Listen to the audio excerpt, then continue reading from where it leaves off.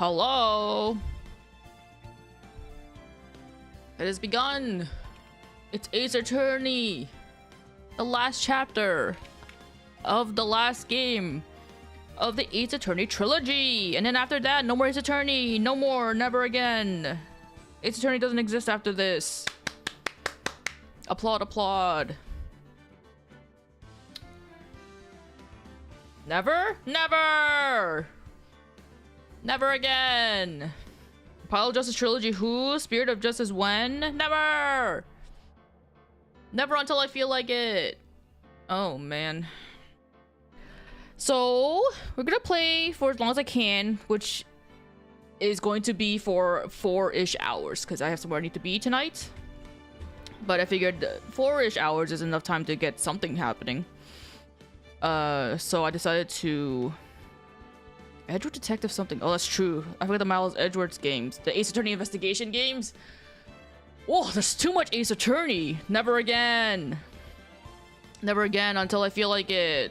That's so much games to play. That'll take like a bajillion hours. Damn.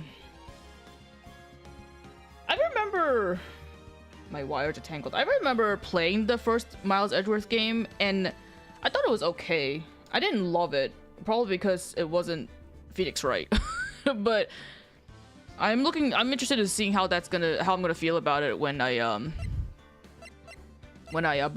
play it whenever.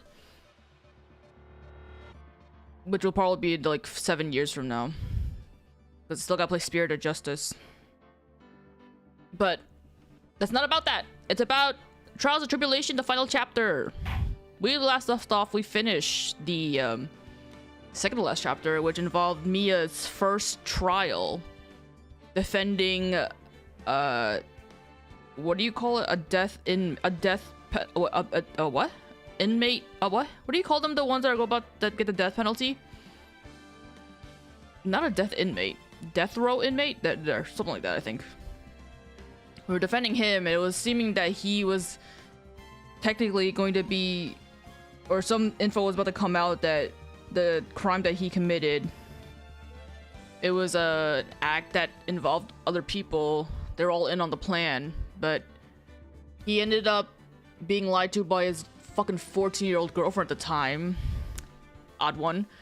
And he ate poison and died.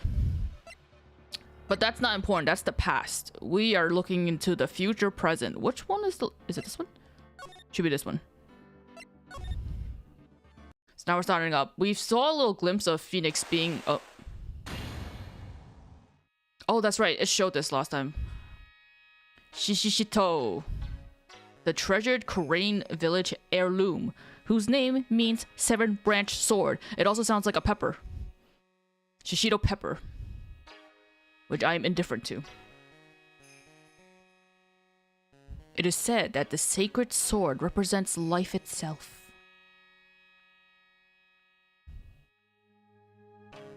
Though the branches may appear to be infinite, the choice is limitless.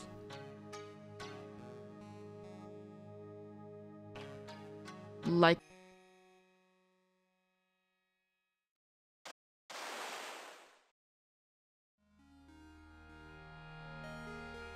February 6th, 9:48 a.m. Oh my god, that was just yesterday. We just missed it. Hey, Nick. Yeah? What is it? You know how I've gotten spiritual powers, unlike you? I need to get warmed up. That's why we need to go on a special spiritual hotspot tour, Mr. Nick. Huh? To be true. I'll say. Sounds more like a scam to me. It's at a spiritual retreat called Hazakura Temple. It's way up in the mountains, and I bet it's nice and cold. Just perfect for training. Now I definitely don't want to go. You know, I think I've heard of this temple before. It's a famous channeling dojo. It's hard for even real spirit mediums like us to make reservations up there. Reservations? For a temple? Are you serious? Don't worry! I've already made special reservations just for us! Yep. Be here for 4 hours. Yeah, and I signed up for the special course. That's nice. And the timing couldn't be better. Since we don't have a case right now anyway. Alrighty Alright then, it's settled. Well, come on. Don't just stand there. Start packing your stuff. Yes, Mr. Nick. You better start packing your stuff. Huh? Me? Why do I have to go? Well, we have to be accompanied by someone over 20 years old. Hey, I don't have anything to do with spirit power. The only thing I can channel is a TV. So, is there a heated pool at this Hazakura temple? No, but you can stand under a freezing waterfall. Sorry, but I think I'll pass. I hate cold places. What? No way! How can you be so selfish? Come on, Mr. Nick. Look at this place. Doesn't it look beautiful? Nope, not going. I'm gonna be nice and toasty at home. What the? What is it, Mr. Nick? Let me see that magazine. Oh my god, they're beautiful! This nun. Is she a friend of yours or something, Nick? This girl. It's... Why she looks like she has tears in her eyes? My name is Dahlia Hawthorne. I just want to say, it's an honor for me to be here in your noble presence. Honestly, how can any woman ever count on you for anything? You disgust me. But it can't be. She was found guilty and should still be in prison. Mr. Nick? I'll go. Huh? Hazakura Temple. I said I'll go. Yay! Isn't that great, Pearly? Yes! Oh, thank you! Thank you, Mr. Nick! You do anything for Mystic Maya, right? Even walk over burning coals, right? Old cult issue is stolen. Dahlia Hawthorne. I knew there was no way she could possibly be at the temple. But I just had to... I had to be But I just had to BC for myself.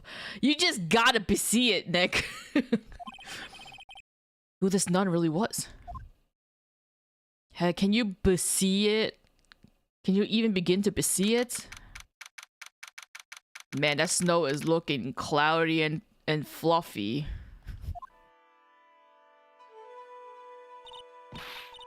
Bear, this is so cold, Nick. Maybe you should put on something warmer for a change.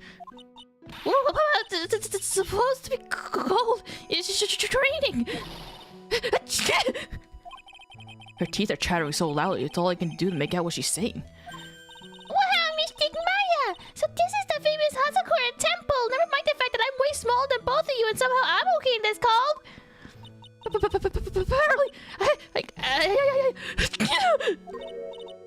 Well. Oh my god! I don't have a voice for you. How nice to see you're here. Welcome to our temple. Oh! Oh, my. Thank you for coming all this way. Come now. You must have been cold. What's with the past tense? We're freezing into human particles as we speak. Well, we are high up in the mountain after all. In any case, we shouldn't speak here. Please follow me inside. Thank you. I was trying to... Oh, yes. I almost forgot to introduce myself. I'm the head nun here at the temple. My name is Bikini. Bikini? I forgot that was her name.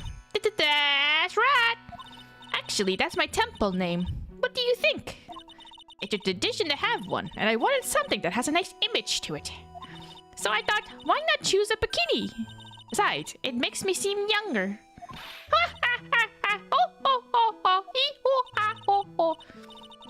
It certainly does. Oh, I signed up for your special course.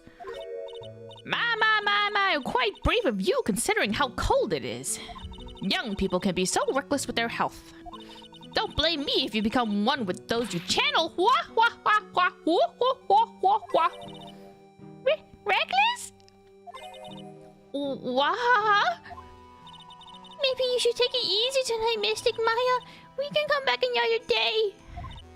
But You went through all the trouble to get a reservation. Yes, that's right. You've come all this way, so please enjoy yourselves. Why is that purple ball thing in the clasp on her hood off-centered? I hate it. Let's fix that shit. There's still time before supper, so why don't you have a look around? Give me a second. I have to answer some texts.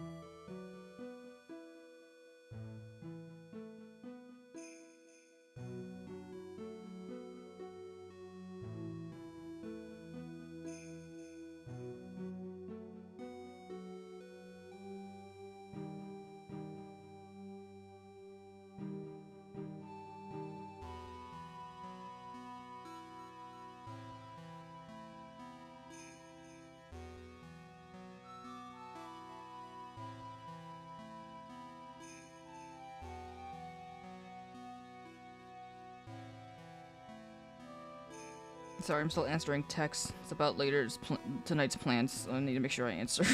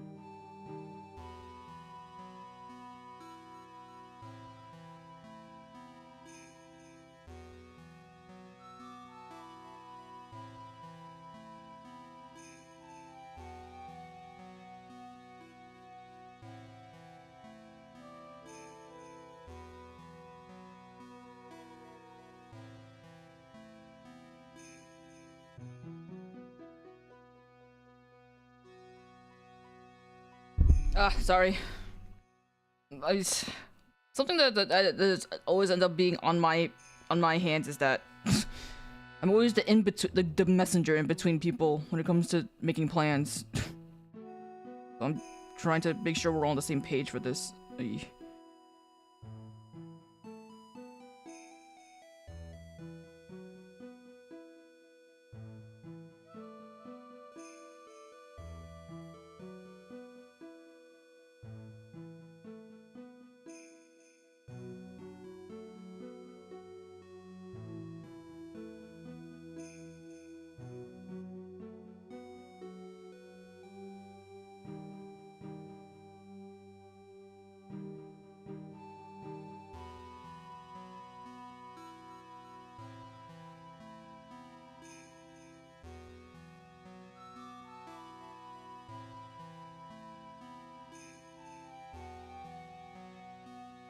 Okay. Phone away.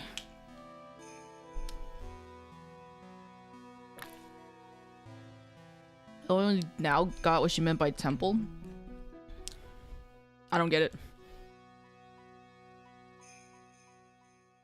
What does bikini have to do with temple?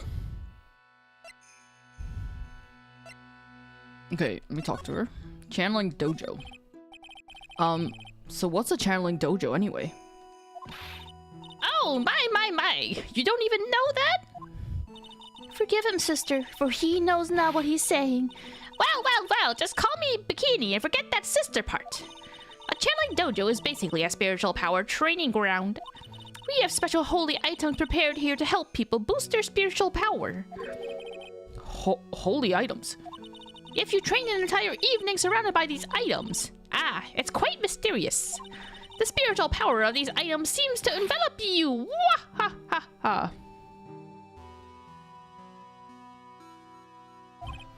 Wow, she must have just gotten off the trolley from the land of make-believe.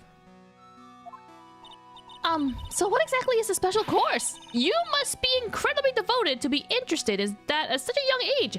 For some reason, every time like Maya says something, Bikini immediately goes to her line even though I'm not hitting anything.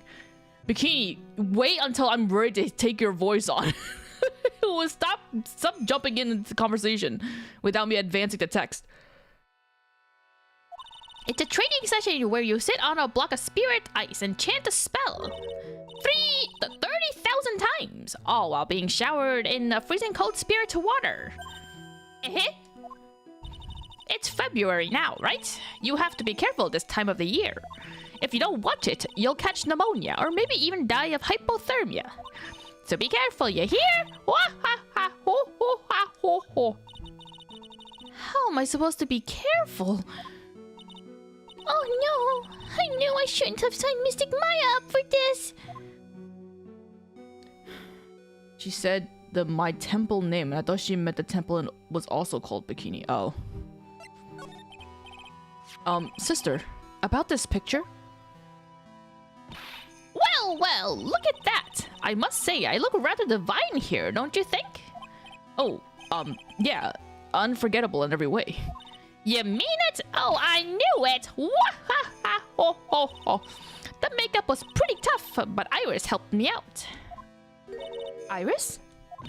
Iris out, yeah. The cute little girl in the photo. She looks just like me, doesn't she? We're just a small temple here, so she and I run the entire place. Really? That sounds kind of sorry to cut in, but this Iris, where is she right now? Oh, just listen to you. You haven't come all the way up here just to find a girlfriend, have you?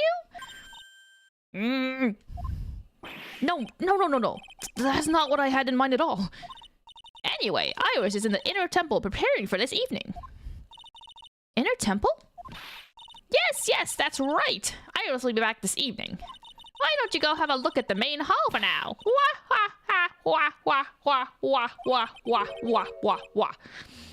So she's in the inner temple, huh? I'm going there immediately. I did want to see if she's 48. Oh, that's not old at all. Okay. I mean, that's not that old. All right, I'm leaving. Oh, wait, no. Let me examine the place first. What do you think, Nick? Pretty awesome gate, huh? It sure is. Looks pretty well maintained, too. This kind of thing puts your hometown to shame, Maya. Yeah, well, a lot of things have happened in Korean Village. We used to be a lot richer back when people hired us to perform channelings. Oh, I see.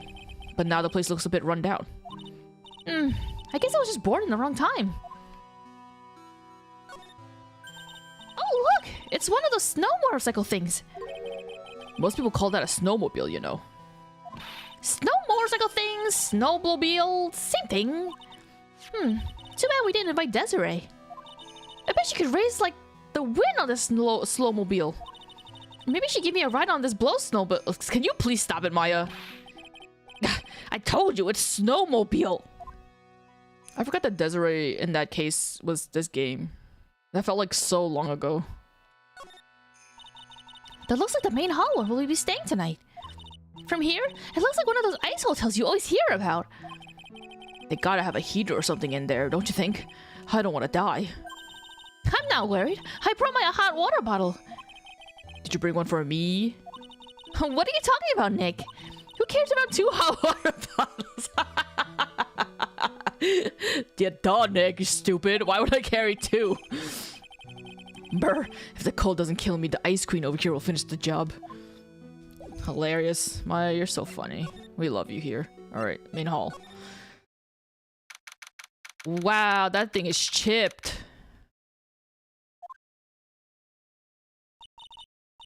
I would get so dizzy in here. There's so much writing. Oh my god.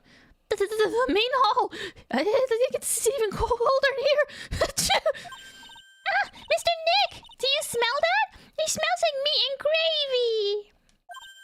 Yeah, you're right. I guess it's pot roast for tonight. Yum! I feel like it probably wouldn't be pot roast in the original Japanese, but I don't know. Maybe Japanese people eat pot roast.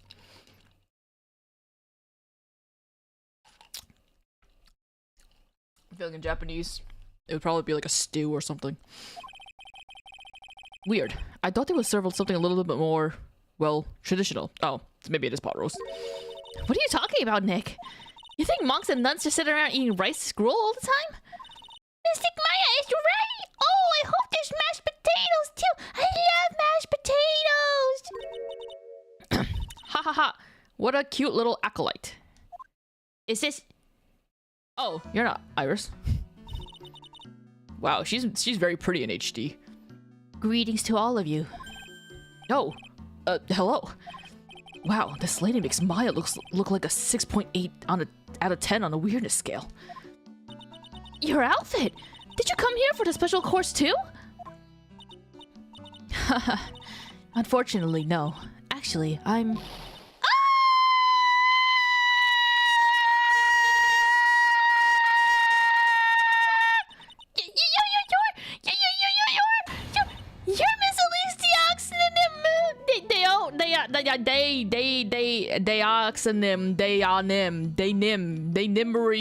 Denim, yeah. Yes, that's right. You know of me? My name is Pearl Faye! I'm your biggest fan! Who is she, Nick? I see it now. Zafari, a fortune teller? I've got all your books, Miss Dioxinem! I don't know how I'm supposed to pronounce that. Down. I swear the X should probably be silent, but down him, at least down him. I'm just gonna say Dioxinem. Ha ha ha. What a sweet thing to say. And please, call me Elise. Say less. Books? Mr. Nick, don't you know anything? Don't you even know who this is? How dare you? I fucking hate you. You're so stupid. Well, an author maybe?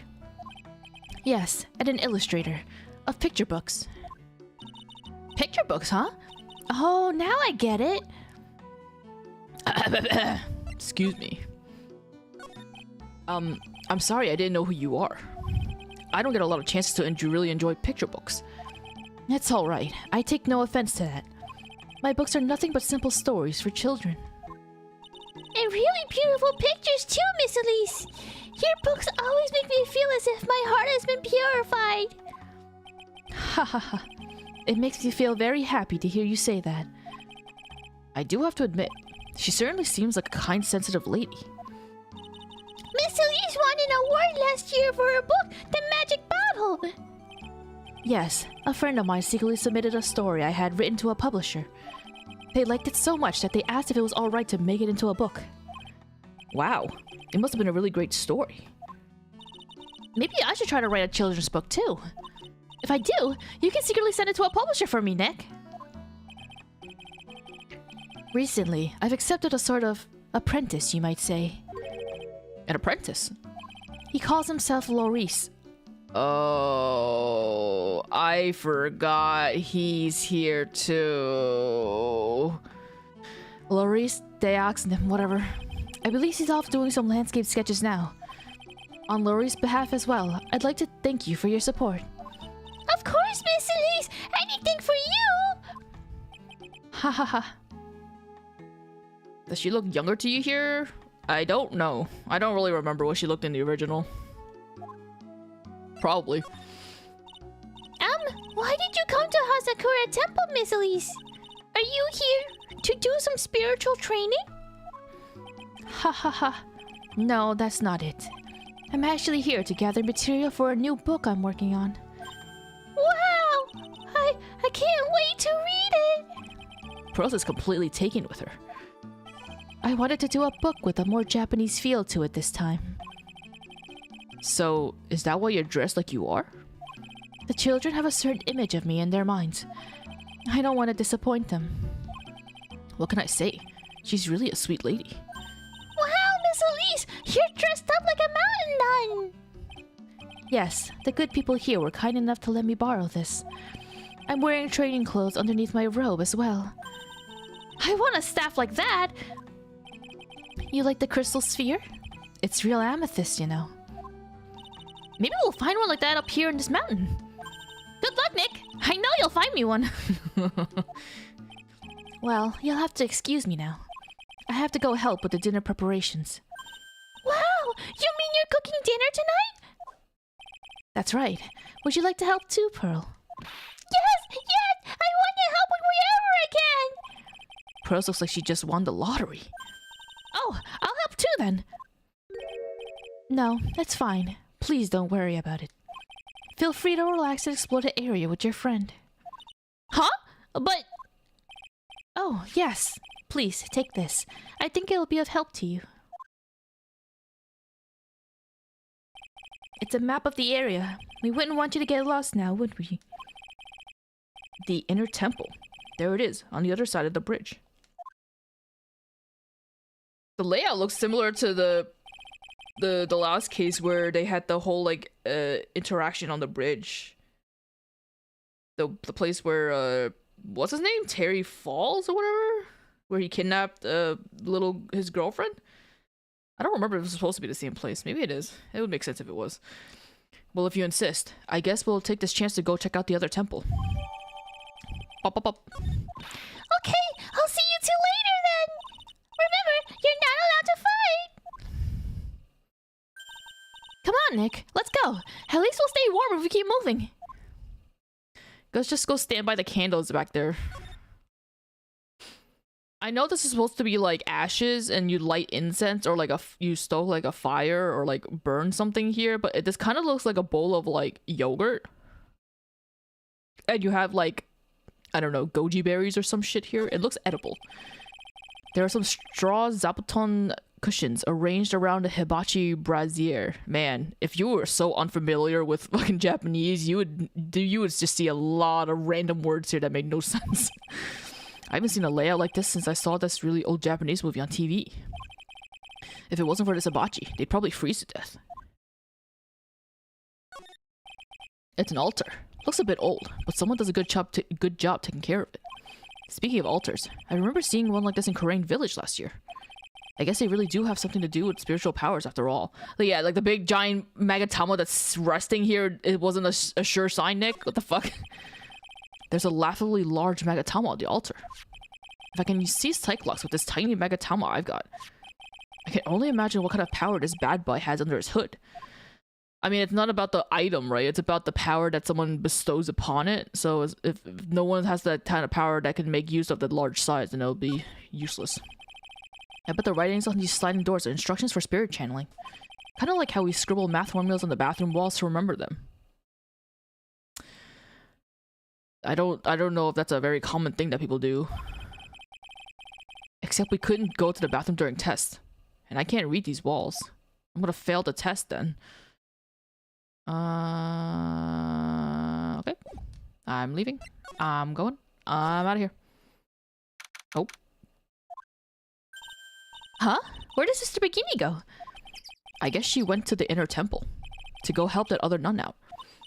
Oh, right. I think her name is Iris? Yeah, that was it. I want to find out who Iris really is, but I'm scared of what I'll find.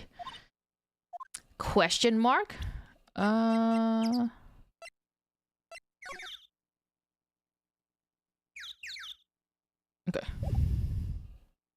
I don't know why I went to see that, as if I haven't seen that before, but we have indeed seen that. Suspension bridge.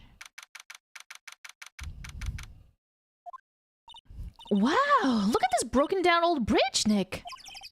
Yeah, look at that big canyon below us. Hey, there's a river down there. Looks like it's flowing real fast. What's wrong, Nick? You look like you've seen a ghost. I'm just not very good with heights. Oh. Hey, I've got it. Maybe you should face your fears and try hurling yourself off the edge. That'll cure you of your fears when you're dead. You know, 1, 2, 3, jump! It might be just what you need to get over your fear of heights. Yeah, death is a real good way to overcome phobias, alright. It's true, it is. Anyway, sure looks like a rickety bridge. Can't argue there. It's probably why it's called Dusty Bridge. Read it again, Maya. It says Dusky Bridge. Well, it's practically the same thing. Anyway, the inner temple is just up ahead, right? So let's go check it out. Ugh, why isn't there another way across? You'd be lucky that there's a bridge to go across even at all. Look how far the distance is. Also, the texture on the cliffside on the right, it looks fucking blurry as hell. Why couldn't they dither that like better? It's like a layer, like 2 layers of textures. One of them just slightly moved up to give the illusion that there's a lot of random dots. Look at this chunky phone. I can't believe there's a public phone here. Who would ever use it? The people who live here, I guess. I doubt they have any real phones here. Yeah, but it took like 20 minutes to walk here from the main hall. It would have been smart of them to build the main hall here, don't you think? Maybe you should work on channeling someone who makes logical sense, Maya.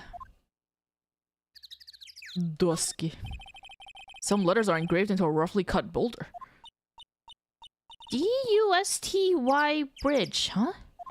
It says Dusky. Dusky Bridge, okay? Come on, Nick. Take a look at that bridge and tell me it's not supposed to be dusty. The sign is obviously wrong, and I'm gonna fix it. Now give me a pencil, Nick. Do I look like a pencil holder to you? How are you gonna fix that with the pencil, Maya? You're so stupid. You need a chisel. There's a narrow path going off in a different direction than that of the main hall. The sign here is so old, the text seems to have vanished. The path leads to a wooden staircase that goes down to the bottom of the canyon. Okay, I'll write wooden staircase on it then. Do you really think that is necessary? You'd have to be blind enough to see the stairs. Well, it can't hurt. Just pass me a pencil, okay? Graffiti's a crime, Maya. Also, I told you I don't have a pencil. Come on, Nick. Why don't we hop across the bridge? It'll be fun. I'm not so sure. It looks like a bunny hopping across the bridge would destroy it. Okay, Nick. Then let's try to find a cute, fluffy little white bunny to test your theory. Damn. You're really gonna send a bunny to its death like that for just to have... You fucked up, Maya. That right there sums up the fundamental difference between sane and insane. She's a fucking sociopath. Looks like it's about 20 yards to that cliff over there. I guess that's where I'll be training tonight. Do you want to train with me, Nick? And do the special course? I think not. But it'd be so great if you had spiritual powers too. Really? I see dead people sounds more like a cause for alarm to me. And I thought men weren't supposed to have spiritual powers, Maya. Your village is full of women with spiritual powers. If I end up having spiritual powers, then I'll break the mold, and it'll be like that one manga. What's it called? Shit. Witch is something. Shit, I forgot it. So it's like a current ongoing one where a boy becomes a witch, where all the witches are girls and something like that. I don't even remember this scene. I literally don't remember the scene at all. I do not remember those Jizzle statues. Whoa, that bridge was shaking like jello in an earthquake. And at least half of the wood on that rickety bridge was rotting, I bet. Not to mention the last part only had like one board left on it. What's wrong with you? Your face is all green. Can you not pick on me for a second? I'm still trying to get over the shock that we made it safely across that death trap. Yeah, I guess I'm a bit surprised too. Okay, I remember this part. I do not remember the other side. Yikes! That temple is in bad shape. Looks like it could collapse any time. I guess people don't use it too often. Is this really where you're gonna train tonight? That has to be it. It's kind of creepy around here. Like a ghost might jump out at you or something. A spirit medium afraid of ghosts? Isn't it ironic, don't you think? How do, I literally don't remember this screen. This rope, I'm guessing it's because it's supposed to go in the distance that it's supposed to inevitably, like, you won't be able to see it, but it literally just looks like it ends right here. Like, there's nothing here, not even, like, a whisper of it. Looks like this bridge is suspended by 4 of these wires. They're really thin. Shouldn't they be just a little thicker? Oh, stop it! You're such a worrywart, Nick! If the bridge were really going to collapse, I'm pretty sure the boards would break before these wires ever did. What's wrong? You're turning into an overripe avocado again. Silly Billy. I don't care how much you pay me. I don't want to cross that bridge again. You fucking have to go back. You have to go on that bridge to go home, Nick. No worries, Nick. What? No worries, Nick. No one's gonna offer you any money. That's because no reasonable person would call that pile of popsicle sticks a bridge. The latter half of it was nothing more than a few planks of wood and some string. Hey, if we want to get back, we've got no choice but to cross it again, you know. Maybe I'll just stay. I've always dreamed of living in a little shack in the woods. Wow, you really are scared, aren't you? Oh, wow! Look at these neat Buddha statues. I call them Jizzo statues. They're Buddha? Sorry. Maybe I'll take one home with me. Maya! But there's so many. They wouldn't notice if I took just one. Are you kidding? Of course they'll notice. What are you gonna do with one of those anyway? Put it up in the office, of course. We can trade that wooden statue in the office reception area for one of these. You know, come to think of it, where did that wooden statue come from anyway? She stole it from a different temple. Hey! There's a giant robot buried in the snow. Well, there's something buried in the snow, but I think it's an incinerator. Oh. Yeah, we've got to admit it. It kind of looks like a robot. Sure. She says it as if she's never seen an incinerator before, despite the fact that her home has an incinerator that looks just like it. Anyway, I don't think it gets used much. It looks pretty rusty. Hey, Nick, do you think this giant robot incinerator can walk? I told you, it's not a robot. It's not especially big either. Ah, you have no imagination. That would be real neat if you had to beat it in advance. A fight between a lawyer and an overgrown furnace? Who even pays to see that? There's probably a joke in there somewhere about, like, didn't they have Phoenix Wright in, like, a Marvel versus Capcom game before? There's probably somewhat... You could probably have Nick fight, like, someone that has fire abilities. I'm too uncultured to make a proper meme out of it, a reference out of it. Looks like there's something written on it. I can't read it, but if I had to take a good guess, I'd say it says Inner Temple. What's the point of a sign if you can't read it? Must be tough for the mailman when he's delivering here. I guess a sign is a good indication of how long this place has been here. It's pretty legible. I mean, I can't read kanji, but if I knew kanji, I'd be able to read it. Hey, I have a half-open gate. That's practically a welcome mat. Yeah, except the sign on here says no entry. Nick, rules are made to be broken, you know. You expect a lawyer to go along with that? Oh, come on. You're such an old lady sometimes. Let's just go. Don't blame it on me when Sister Bikini puts a curse on you. Now you've got me scared. Let's just forget about it, okay? No worries, you'll see it later. So that's the inner temple up ahead, huh? Looks kind of run down. Well, it wouldn't be very temple-like if it was all bright and shiny. So you're training here tonight, huh? Yep, then everyone will see my spiritual powers. Sounds like your stomach wants to show off its digestive powers instead. I wonder if that roast is ready yet. Let's go in. Oh man, she crooked as hell.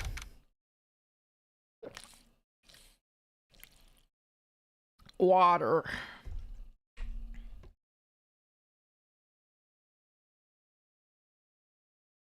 Okay. Man, look at this place. It's just a tiny freezing cold room. So this is where you'll both be training, huh? Huh? What do you mean both? I'm the only one. Really? But I thought... Pearlie's just a little kid. She couldn't handle this kind of intense training. So says the girl who I can barely hear over her teeth chattering. Anyway, the real training room must be behind that door over there. Yep, definitely getting the feeling it's back there. Even I can sense that there's something supernatural about the cavern behind that door. Oh god.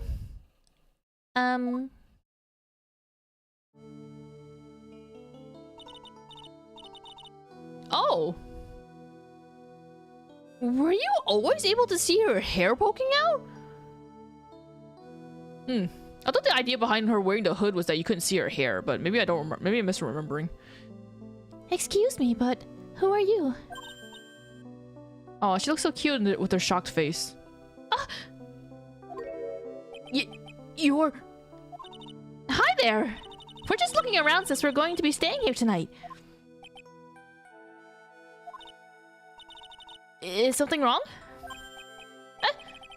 No, it's nothing. I wonder why she spaced out like that. Don't you, Nick? Did you say something, Maya? Not you too, Nick. My name is Iris. I'm one of the nuns here at this temple. I'm Maya Fey. It's a pleasure to meet you. The pleasure is mine. Please excuse me. I have, some chores to attend to. She's so cute. Sure is beautiful. And a bit spacey, I guess. I guess she's just not used to talking with urban sophisticates like us. Nick? That girl. It can't be. But... Yeah, be fucking vague about it all. Leave the people who don't know how this game plays out in suspense. Look at this antique dresser. I wonder if there's anything valuable inside. Let's have a look. Nothing. Just a bunch of clothes. Hey, Nick! Huh? Oh, sorry. I was just thinking. Oh, about Iris, I bet? Looks like you've been bitten by the love bug, Nick. If only you knew. What's this? Let's see how this looks in HD. It probably looks mad pretty in HD. A hanging scroll. It doesn't... Whoa, shit! Don't interrupt me. Ah! What is it? Why did you scream like that? The scroll!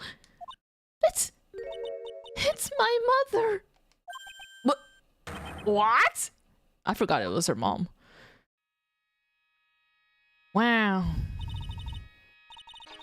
It's Misty Fey, the master of the Korean School of Channeling.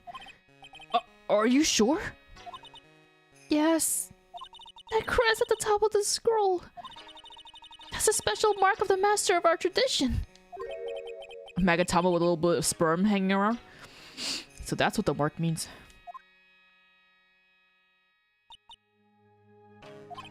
What is it? Nothing. It's just that I last saw her over 15 years ago. If it wasn't for that crest, I wouldn't have ever known it was her. It's funny that this hanging scroll is just a drawing of her standing. Like, why was this the pose that they went for? She's like standing, looking downward. My own mother. And I can't even recognize her face. Maya.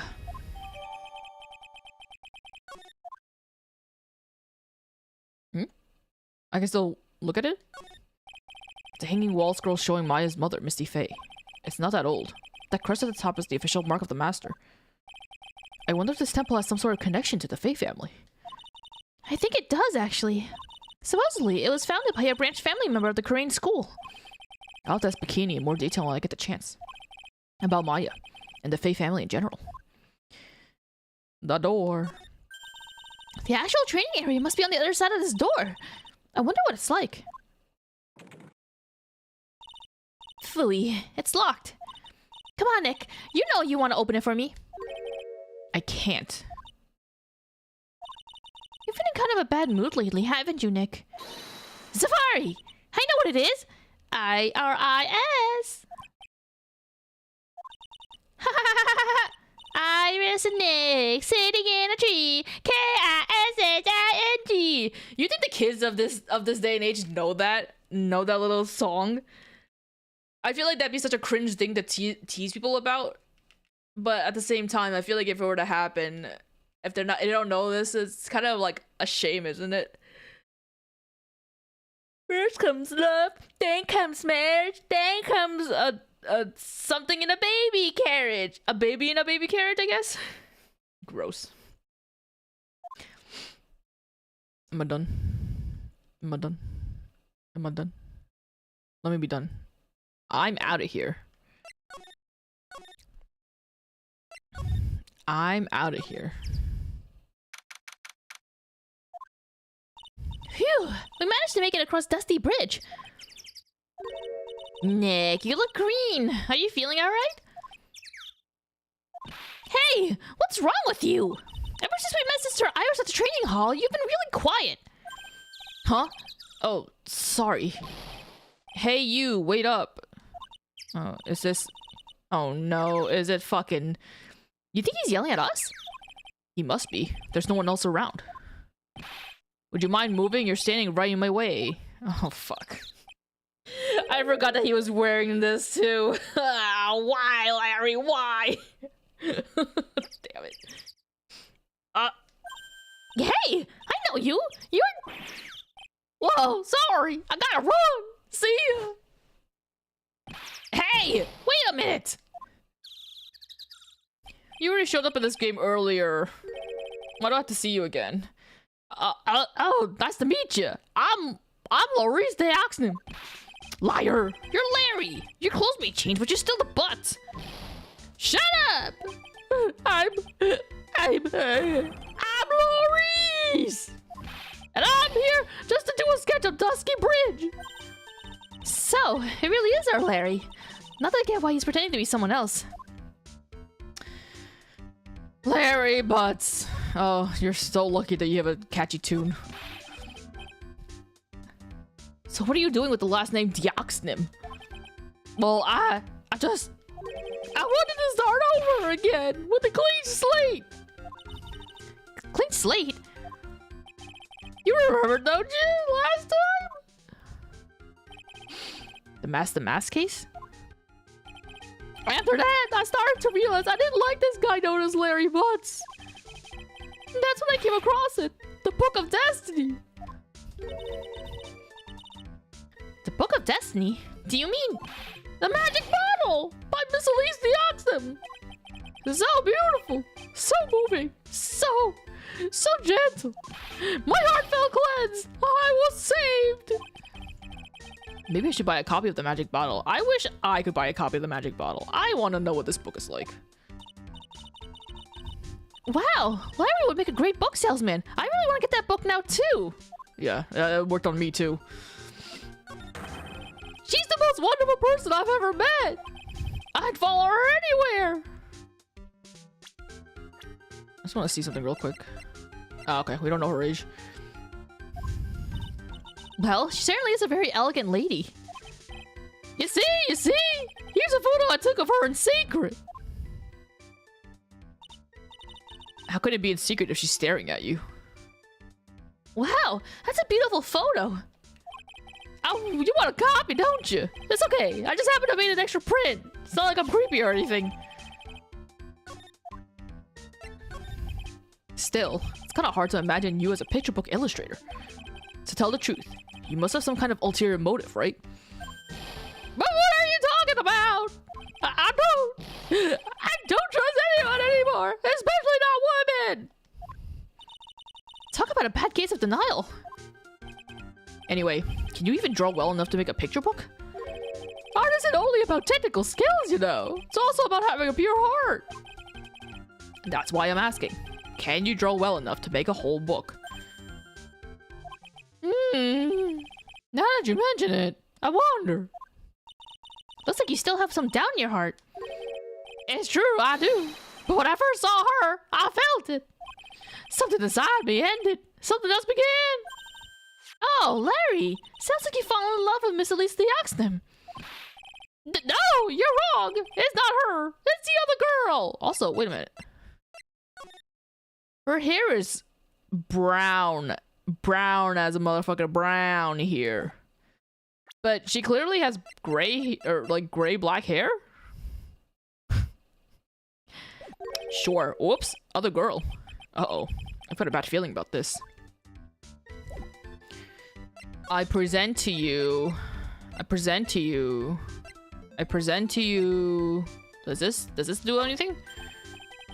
I may not look like it, but I'm an art. Okay. No. Fine, I'll present Iris. Woo, yeah! My little Iris! She's really pretty. This girl, she's perfect. She's exactly my type.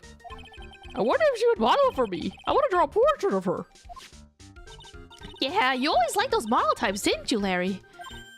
Hey, wait a sec. Didn't you say you were swearing off of women? Huh? Oh yeah, that's right. Of course I have. I have, basically. But ours is different. She's not a lady. I feel like I still have one chance left at the dream. This guy will never change. everyone! Hey, Pearly! Dinner preparations are complete! Please come quickly to the main hall! Alright, I can't wait to dig in, Pearly. I'm gonna go to the dinner temple and call Sister Iris! I also want to have a look into what Maya gonna be training. Bye bye. Pew, pew.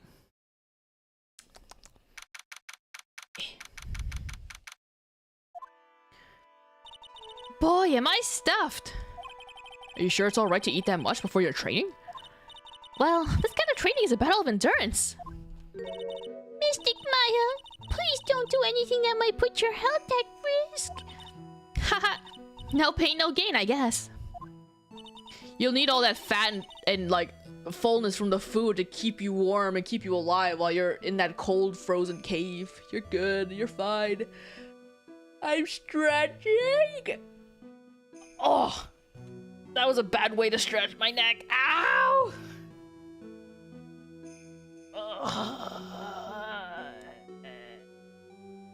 Oh, my fucking neck. My bed is so uncomfortable, but it's something I must live with since I bought it already. Well, not the bed, but the mattress. Well, I laid on my sofa yesterday, just for a little bit, and I was like, this sofa is so much more comfortable than my fucking bed.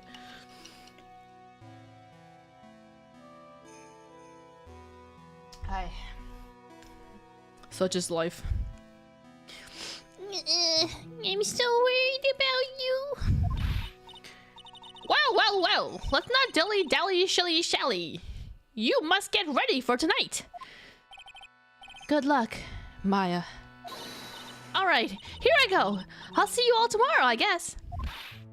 Iris, please ring the bell at 10 for lights out, alright? Yes, Sister Bikini. And then, after you ring the bell, I want you to come join us at the training hall. I understand, Sister Bikini. Sister Bikini. Maya and Bikini really seem excited about this training thing tonight. Well, Pearl, what are you going to do tonight? Well, if you'd like, you can come to my room. Perhaps we can read some books together. Really? I'd love to! I'm not very good at reading! Haha, well then, would you like to practice reading with me? Ah! I'd love to! Pearl's is absolutely smitten with Miss Deoxnum. Where's Larry? Oh, never mind. So Larry, what are you gonna do? Huh? Or me? Oh, well, I'm just gonna hang out in my room. I can't stand the cold at all. I totally hear you there. Miss Elise! So, for example, how do you read this? It says gravely. That's kind of a tough word. Oh, okay. What about this word? That's another tough one. It says roast. What kind of a book is she reading anyway? Well, I'm gonna go wash the dishes and help clean up. I'll go visit you when I'm done, Miss Elise. Well, not much to do except head to my room and huddle under the covers, I guess. Oh, it's so comfortable though when you're like cold and then you get under your thick duvet. You like curl up like a little bug dying. It's great. Comfortable feeling. Ugh, it's a whole different type of cold up here in the mountains. Ugh, why couldn't the nearest bathroom be just a little closer to my room? Mr. Wright? Oh, Miss Deoxnum, are you going to use the bathroom too? No, but have you seen Pearl? No, not since after our dinner. I thought she said she was going to your room. I know, but she never showed up. I'm gonna go look for her. Excuse me. Miss Elise Deoxnum, A woman as mysterious in origin as her last name. But the really mysterious one is... Oh, Sister Iris. good evening. The really mysterious one is this girl. Are you on your way to the bathroom too, Mr. Wright? I can't let this chance pass me by. I should try to talk with her, and maybe get some answers. Oh, she took off her hood! Oh, now you know, now you know! She's not redheaded, crazy! Why did she take it off? Who knows? Your sister Iris, right? Yes? So, when did you come to Hazakura Temple? I don't remember. Ever since I was a small child, the temple has been my home. So you've never left? Well, I don't have any family left to take care of me. Sister Bikini? I've come to think of her as my real mother, as it were. I see. But you didn't go to college? And maybe enroll in the Ivy University Literature Department? No reason. No reason why I'm getting very specific here. No, I never had an interest in going to a big university like that. My training is all the education I need. I see. But once in a while, when I get the chance, I make a trip to the nearby town. I can use a computer and a cell phone too. It's very specific. That's not exactly something worth bragging about. Yeah, Iris, if Phoenix can do it, you can do it. But I don't see any psych locks. So, I guess that means she's not lying. But please don't stare at me like that. No, I want to! You're so cute! What kind of place is this anyway? I heard it's for training to increase your spiritual power or something like that. It must seem awfully crazy to normal people like you. Well, I have to admit, it's a whole different world up here. I'm glad to hear you say that. Huh? Talking with dead people. Who does it help anyway? I hate it. Really? So then why stay in a place like this? Is something wrong? I didn't realize it was so late. I have to go and ring the bell for lights out. I guess it's almost 10 now, huh? Mr. Wright? Yes? If it's alright with you, I would like you to have this. Oh, that's why she took it off. I forgot we get this. But this is your hood. It has the power to protect you from evil spirits. Come to think of it, Sister Begini was wearing one of these too. I pray for your safety on this dark, cold night. That's not suspicious at all. You make it sound like as if something's gonna happen tonight. I'm sorry, but I must bid you good night. Bye. Wait a minute, Sister Iris. Yes? Just now, you called me by my name. You said Mr. Wright. How did you know my name? I never introduced myself to you. That's... Sister Iris, please, tell me the truth. You and I... Have we ever met before? Oh, there she goes. There's the lie. Oh my god, many a lies. Iris. Oh, it's almost 10. Perhaps we can speak again. Tomorrow. Yeah, for sure.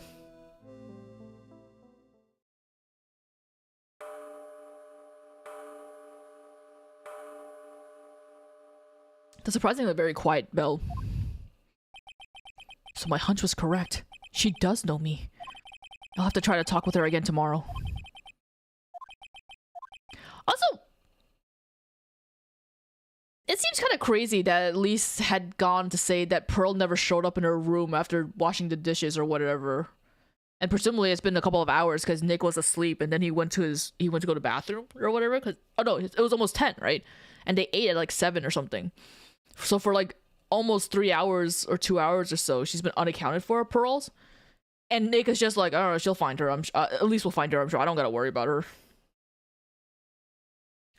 Excuse me. That's a bit strange.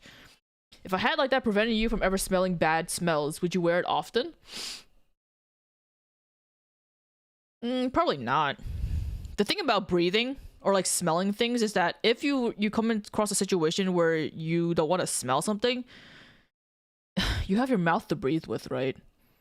Like I remember having a situation where I'm pretty sure I've talked about it before, but I can say it again.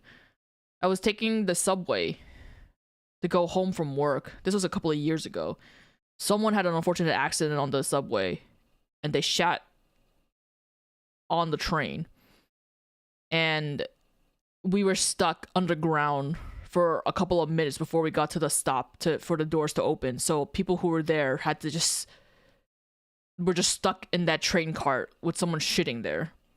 And I'm very sensitive to the smell of shit or anything like that. I will throw up. So for those few minutes, I just had to breathe through my mouth and just tried to like not die there.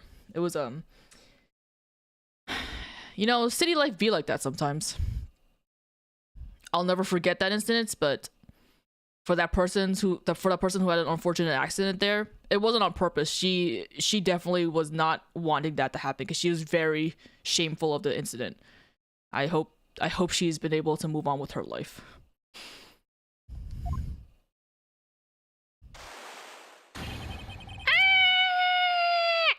Whoever that is. What the? That blood-curdling scream came from the courtyard. That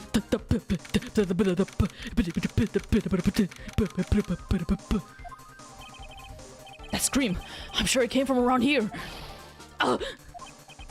Someone's there, on the ground.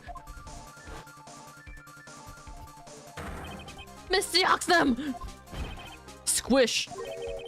Got you stepped on something soft. Hey! Don't step on my tummy like that! What are you doing lying there on the snow? I was passed out! What do you think? So that blood-curdling scream was you? Forget about that! Hurry up and call the police! Is there even a phone in the main hall? No, but we still get reception up here in the mountains! You must have a cell phone on you, right? I didn't bring it with me. Oh, you're useless! I mean, even Iris has a cell phone. We've got no choice! You'll have to use the public phone by Dusky Bridge! Hurry! Run as fast as you can! Yes, ma'am! If you don't hurry, Iris will... Iris. It's 11:18. It's harder than I thought. The bridge is just up ahead. I have to go tell Maya what happened too.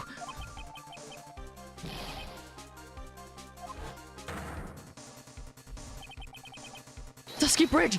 It's burning down! What the heck happened?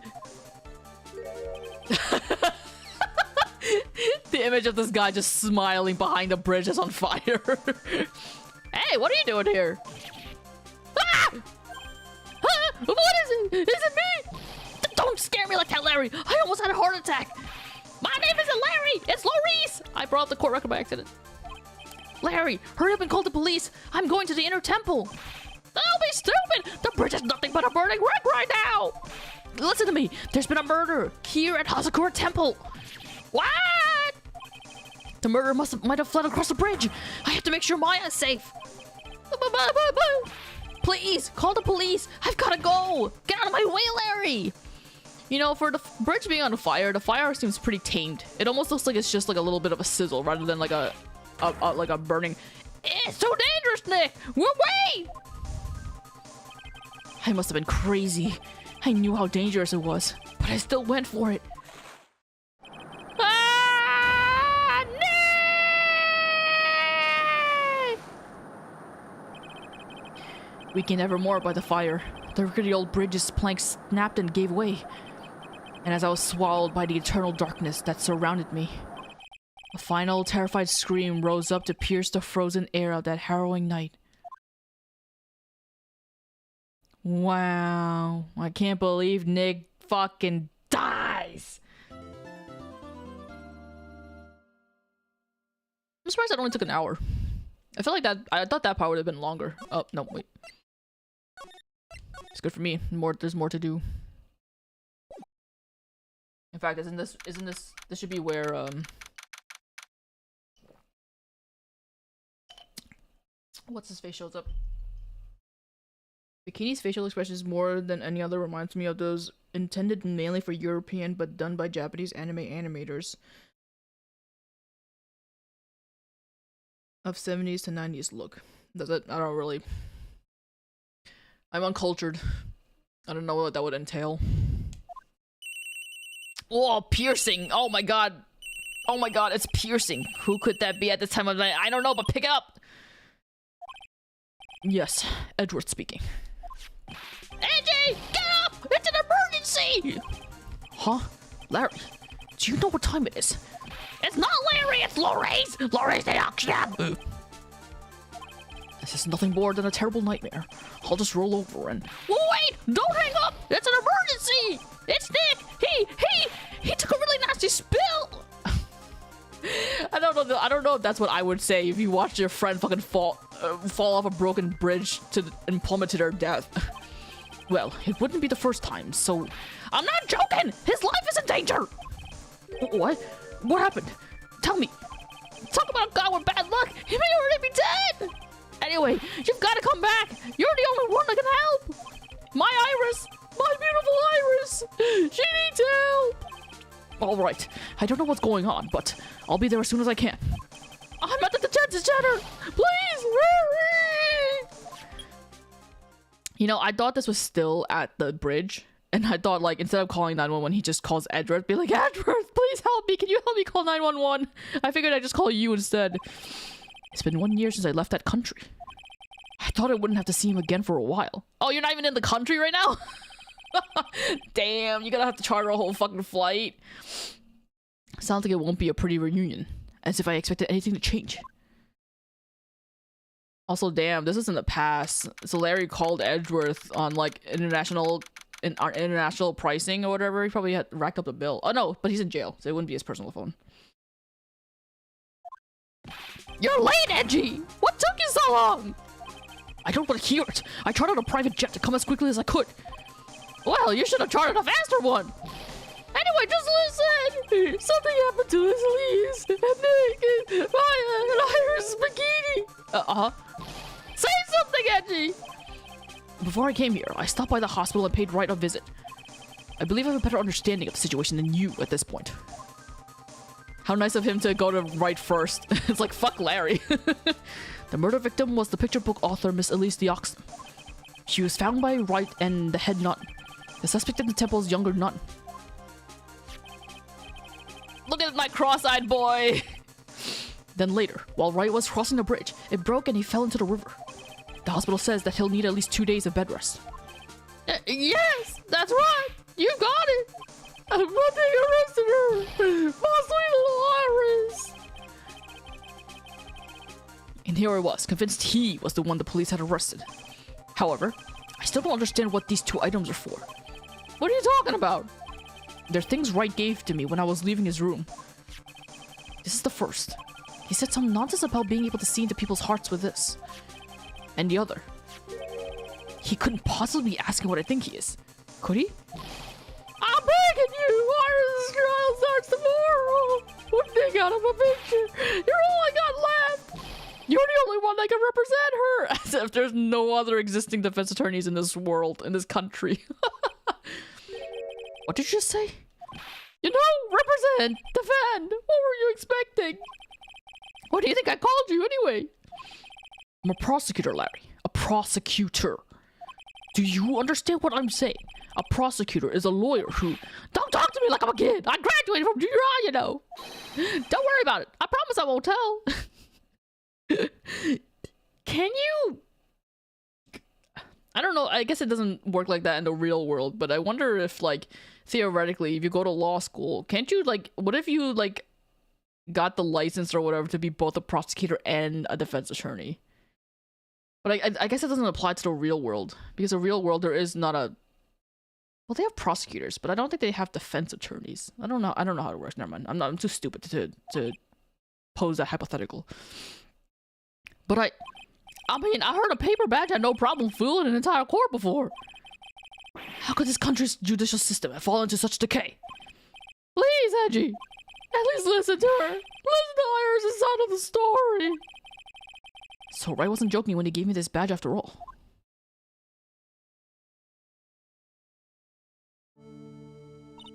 Thank you for coming.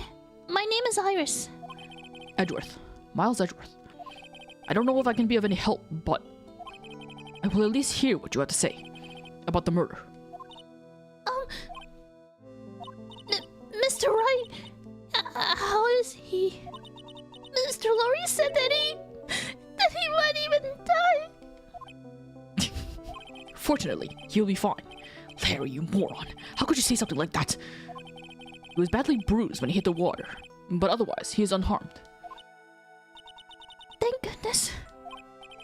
But he's caught some sort of nasty cold. Imagine falling from that kind of height and landing in the river and the most you get is a fucking cold. A cold? He's running a high fever and is drifting in and out of consciousness.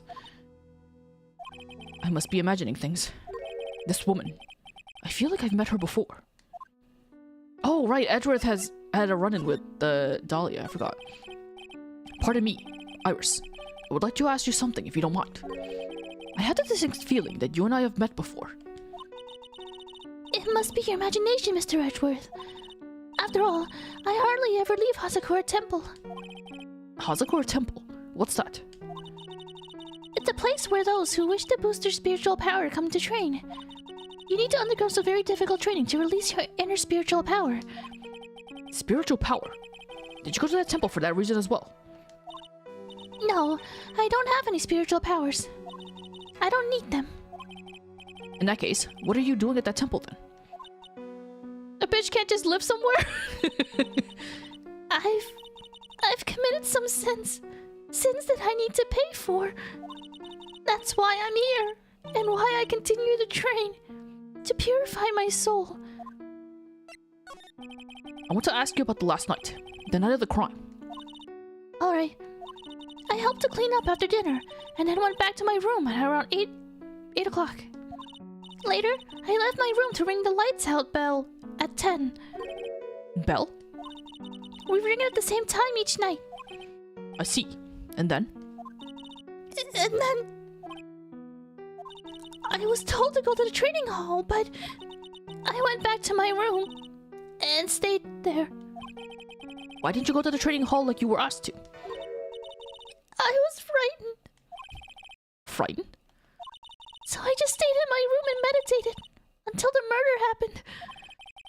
There's more to her story. I just know there is. Maybe I should dig a little deeper. You were asked to go to the training hall on the night of the murder. Yes. However, you didn't go. Because you said you were frightened. What exactly were you so frightened of?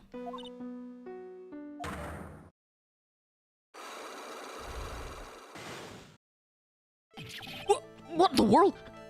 Huh? Is there something wrong? Oh, I'm sorry. It's nothing. Looks like she's not aware of them herself. These must be what Wright was talking about. The psycho locks. I guess they would seem to be psycho, because only you can see it. I believe he said that I need to present this Megatama item to do something. What, now? Not now. So do you have any idea as to what really occurred last night? I think it was the result of the tremendous spiritual power that was unleashed. Spiritual power? Yes, spiritual training has been a cause behind many great tragedies.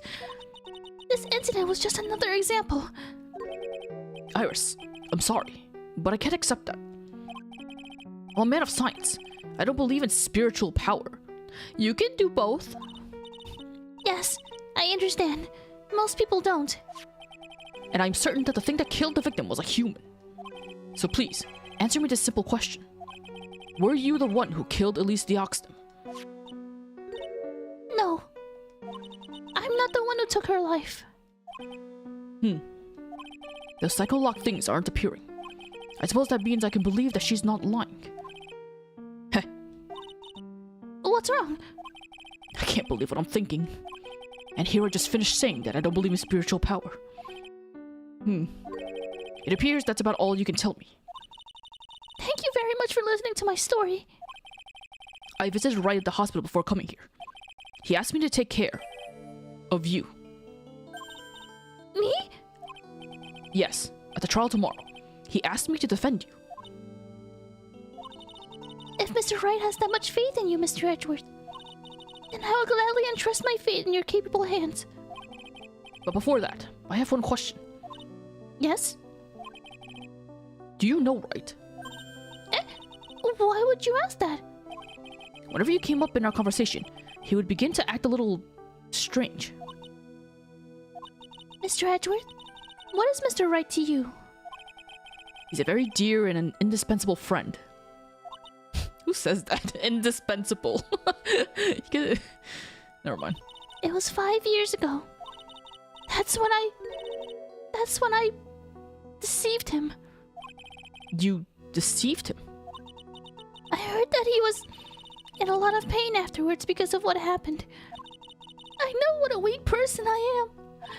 That's why I thought it was best if he never saw me again.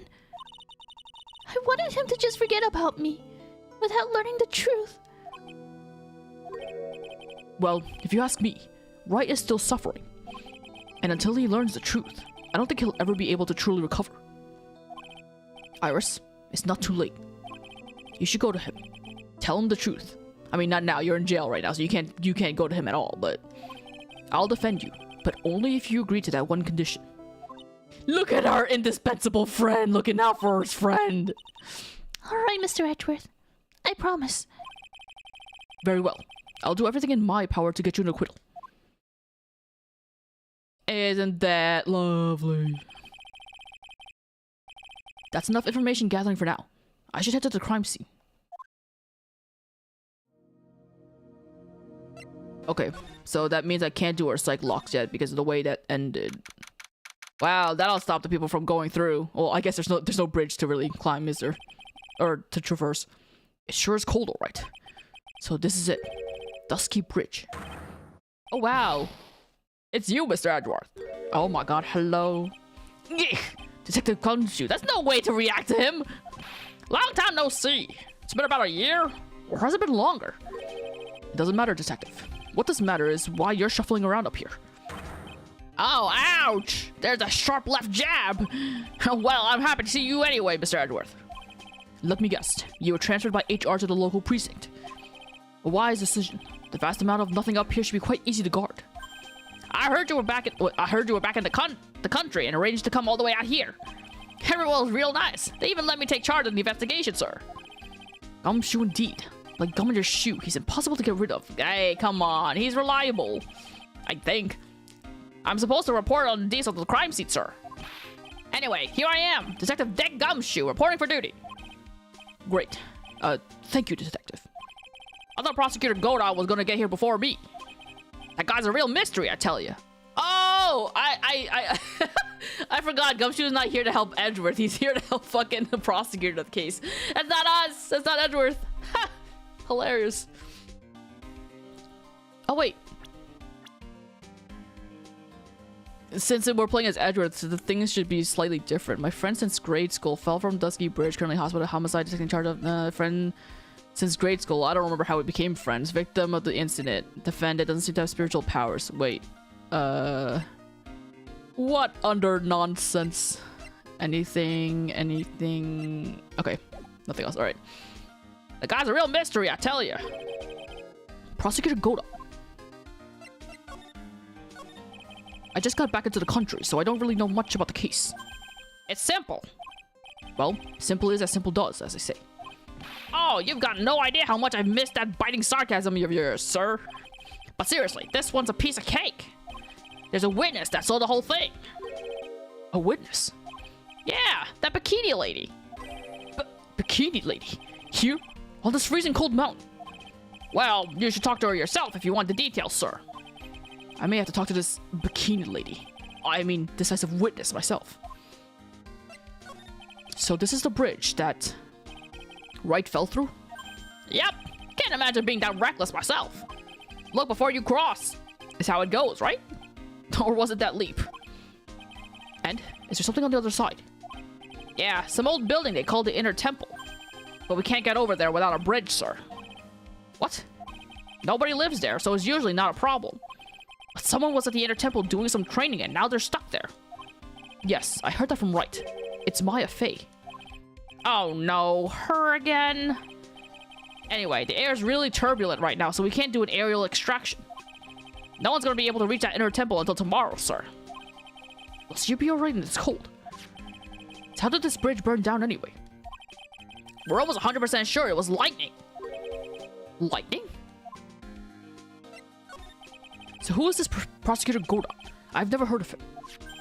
Yeah, he's a new guy. Showed up after you left the country. What a coincidence, huh? He's a complete rookie, but nobody can say a bad word about that guy. What kind of a man is he? He just became a prosecutor recently, but he's good, sir. Real good. If he's so good, how is it I've never heard of him? Because he just became a prosecutor. You're not even fucking listening? Oh god, right. You two have green names, so I just assume it's just one. Hi, Nightshade. I didn't see that you came in. I'm sorry. It's very hard when people have similar colored names. Is he the lead prosecutor on this case? You bet he is. After all, you know who is right in the middle of it. You know who? Phoenix Wright, of course.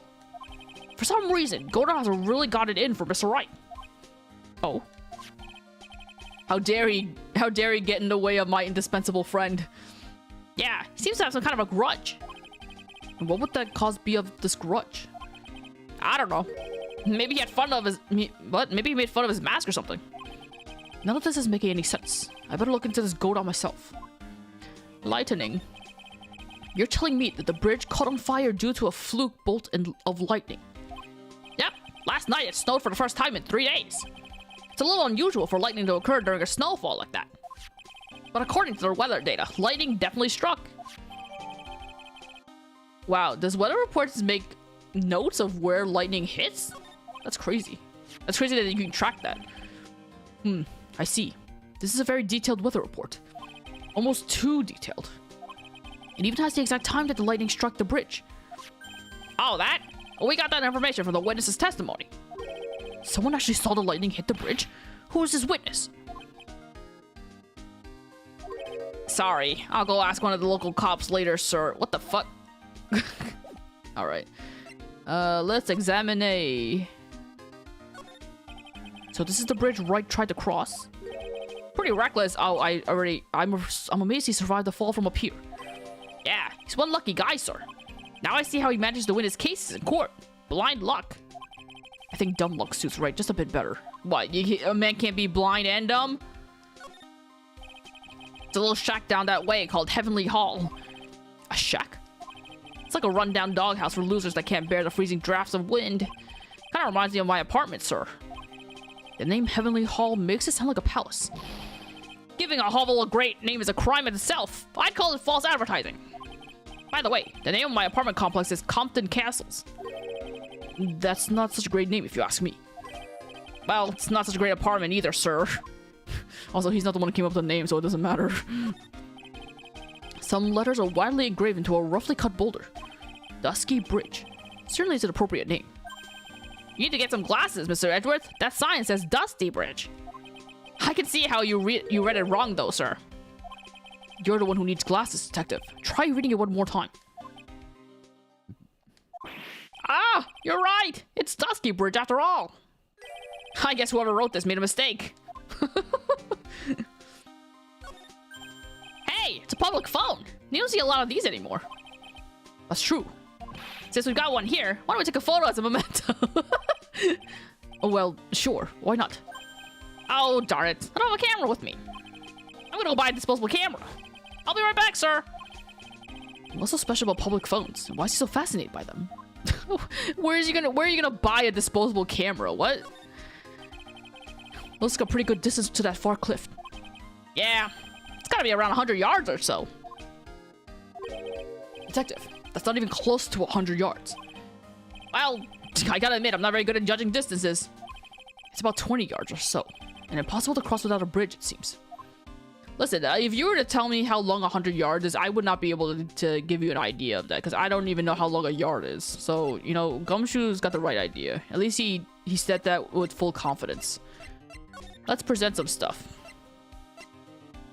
Here you go. Nope. How's about a map? Nope. What about this magazine? Nope. What about this picture? There's a lot we don't know about this victim. We don't know her real name, her background. We don't know anything, really.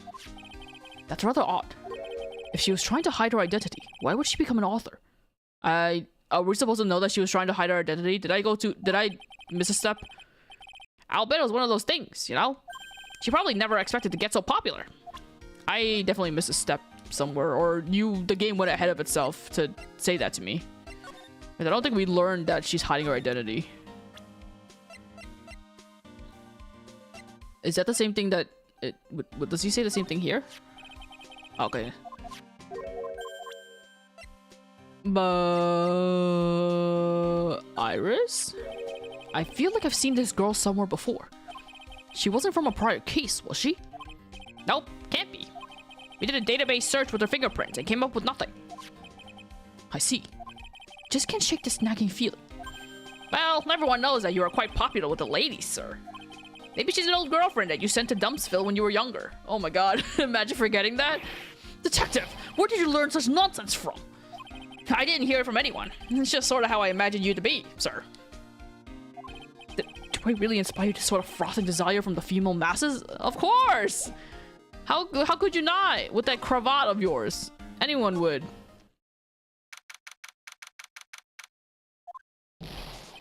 Yo, Angie! What took you so long? I'm so cold, my brain has turned to sherbet. I knew it was a mistake to race back to this country. What do you mean? Right, it's gonna be fine. And the case itself isn't anything unusual. And I find myself taking in a request to defend a woman accused of murder. Hey, wait a sec! Hold it! Objection! What's going on here, Mr. Edward? It's hard to explain, but one thing led to another, and what kind of lame excuse is that? and you call yourself a defense attorney? Prosecutor Edwards is a prosecutor, and that's why he's Prosecutor Edwards. Prosecutor Edward, defense attorney, just sounds plain old weird, pal. Right, Prosecutor Edwards? I'm not sure what role I'm supposed to be playing anymore. Huh? Dude, Edgy, I don't see you for a couple of years and your heart's turned to sherbet. I'd say more like sorbet. It is rather cold here. That they don't have her fingerprints with head scratch people who doesn't know yet. Yeah, prob. I just know it, okay? So trust me on this one. Ever the romantic, aren't you, Larry? Nevertheless, I'll do whatever I can to prove her innocence. At least until I pass the baton on to Wright, that is. It's like he knows that he's not going to be doing this the entire time. Am I done talking? Oh no, I gotta talk to you. Man, I'm telling you, Iris is so cute. Right, Edgy? You think so too, don't you? I think so. Right, Edgy? What's wrong? Why are you so quiet? To put it simply, your comment has me highly concerned. Could it be that the reason you think she's innocent? Come on, a girl that cute can't possibly be a murderer. I was right after all. I should have never come back. No, don't worry. I see things for how they really are this time. Honest. If I had a penny for every time you said that. It's just that, well, ours is a delicate flower. You can't force things too much. You know what I mean? Huh? I have no idea what you're talking about, Larry. Oh. Forget it. I didn't say anything. Oh. I just had a sudden vague memory of what transpires between Iris and him. Night of the crime. Larry, where were you and what were you doing at the night of the crime? Larry? What? Don't tell me. You think I might have done it? What? Get lost! Go back to your church and get out of my sight, you creep! And I hope your plane crashes and you die! That's so excessive. I'll ask just one more time. On the night of the murder, where were you and what were you doing?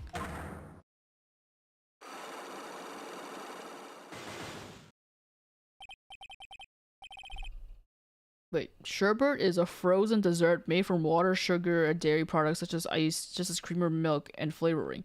Sorbet is a frozen dessert made with ice combined with fruit juice, fruit puree, and other ingredients such as wine, liquor, or honey. So sherbet is kind of more like ice cream akin, or like creamy, and sorbet is like the fruit ice thing. I was thinking more of the fruit ice thing. I just couldn't quite remember the sherbet part. Okay. As I suspected, Psycholocks. I'm sorry, man. You know me. I just don't remember. My short-term memory is a wreck, dude.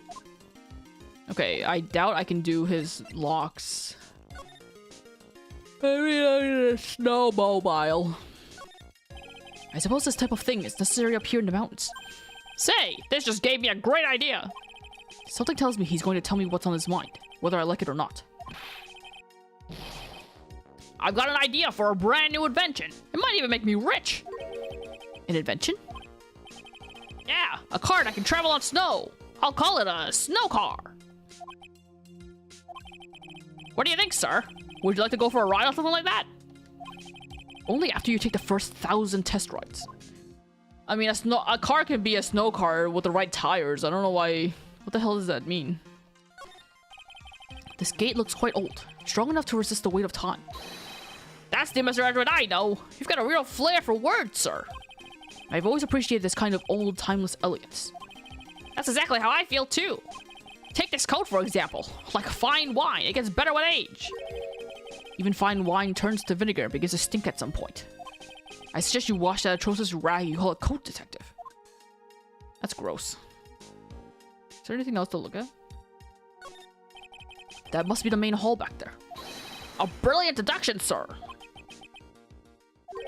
Are you trying to flatter me, Detective Gumshoe? A brilliant use of suspense to build attention, sir. According to Wright, the head nun had some important information. I can't miss the opportunity to speak with her.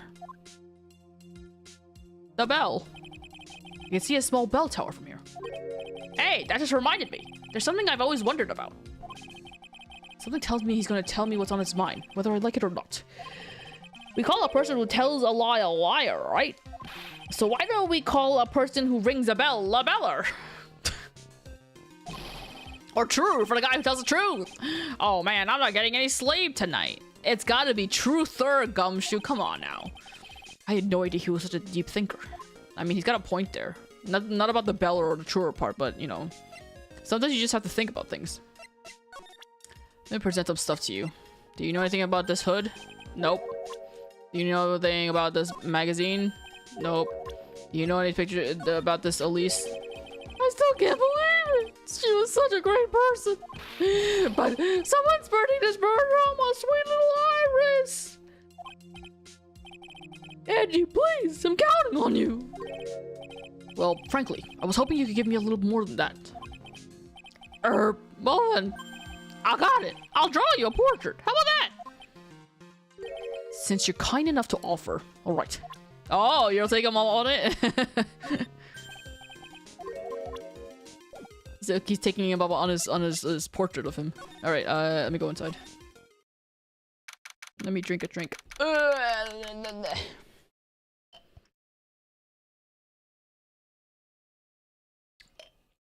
Ah.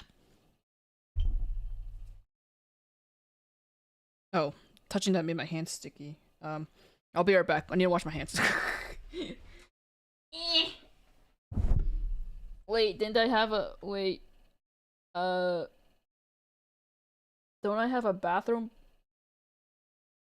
There you go. Fingers in his ass, fingers in his ass. Kanye West he lies. Fingers in his ass, fingers in his ass, fingers in his ass. Kanye West he likes big fingers in his ass. Kanye West he likes big fingers in his ass. Kanye West he likes good fingers in his ass. Fingers in his ass, he likes in his ass. He likes in his ass. Fingers in his ass. Yes, pinky, index finger and the thumb in his ass. To his butthole goes numb. West in his ass, north in his ass, east in his ass, most definitely in his ass. Yes, yes, Kanye West he likes fingers in his ass. Kanye West he likes fingers in his ass. Kanye West he likes fingers in his ass.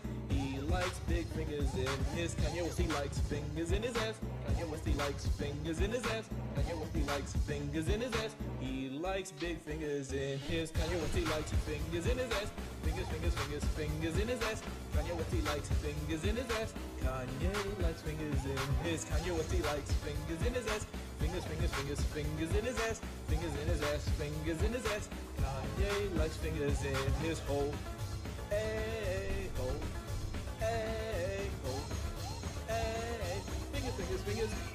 Fingers in his hole. Hey ho, hey ho, hey, hey, baby, I'm going on an aeroplane, and I got that thumb in my cracker game. Man, fuck Kanye right now. Tell you, man, I am so distraught. Fucking Triple Q got his channel taken down. Some old horse shit, man. And IFBI, I don't even know who the fuck they are. They could just be like a fucking gunless sheriff, just running around, doing whatever the fuck they want. Watch out. To the mashup artists out there, do not use Kanye shit. Kanye likes it in the booty, fingers in the booty ass bitch. Kanye West, he likes big fingers in his ass. Is that the lyric currently playing? I don't know. I can't hear it. I can see the visuals, and I can remember and appreciate the visuals, but when this plays, I can't hear it. What a shame. Oh wait, maybe I can hear it. They updated OBS to get off or something. Yeah. Oh, I can hear it.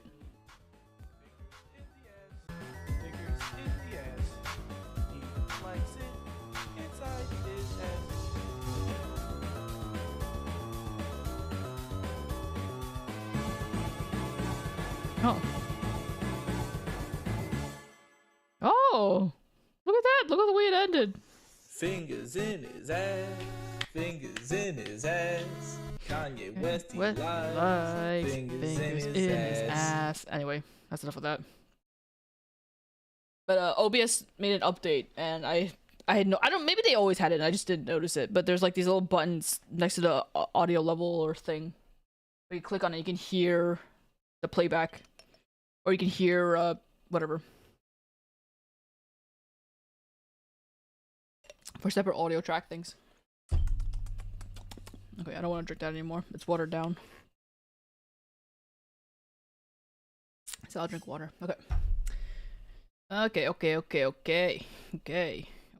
Hello? Okay, sorry. Okay,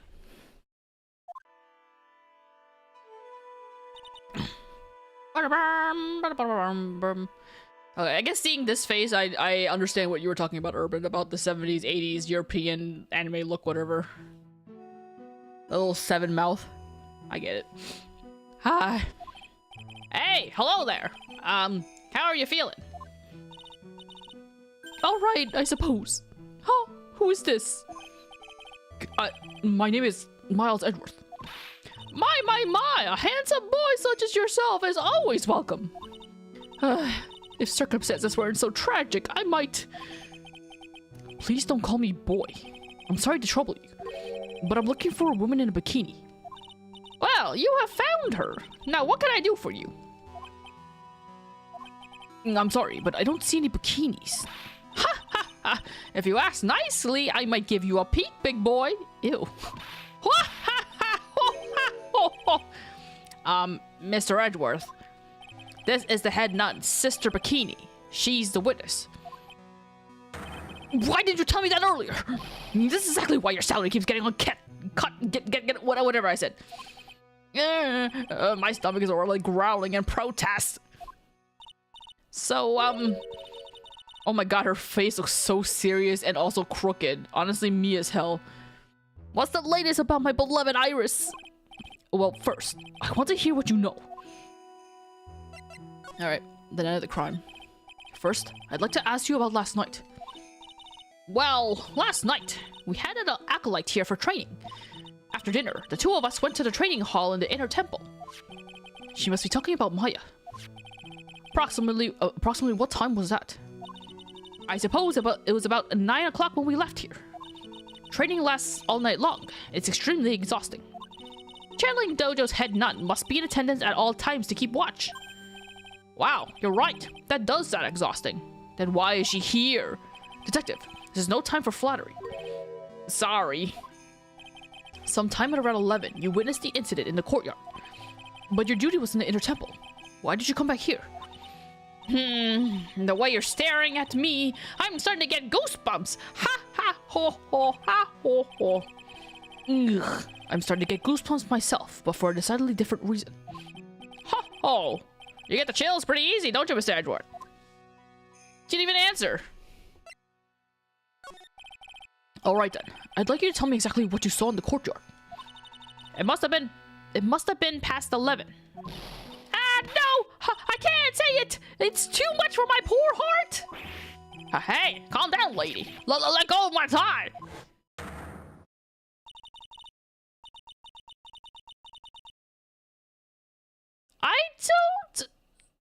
I don't remember this scene with Elise's eyes being closed. Weren't her eyes like wide open in this? This doesn't look right, but I guess this is what happens when you convert things from pixels to HD. But maybe that's how it was. I don't know. I saw two people. One of them was lying on the ground. The other one was stabbing her from the back with a sword. Did you see this criminal with your own eyes?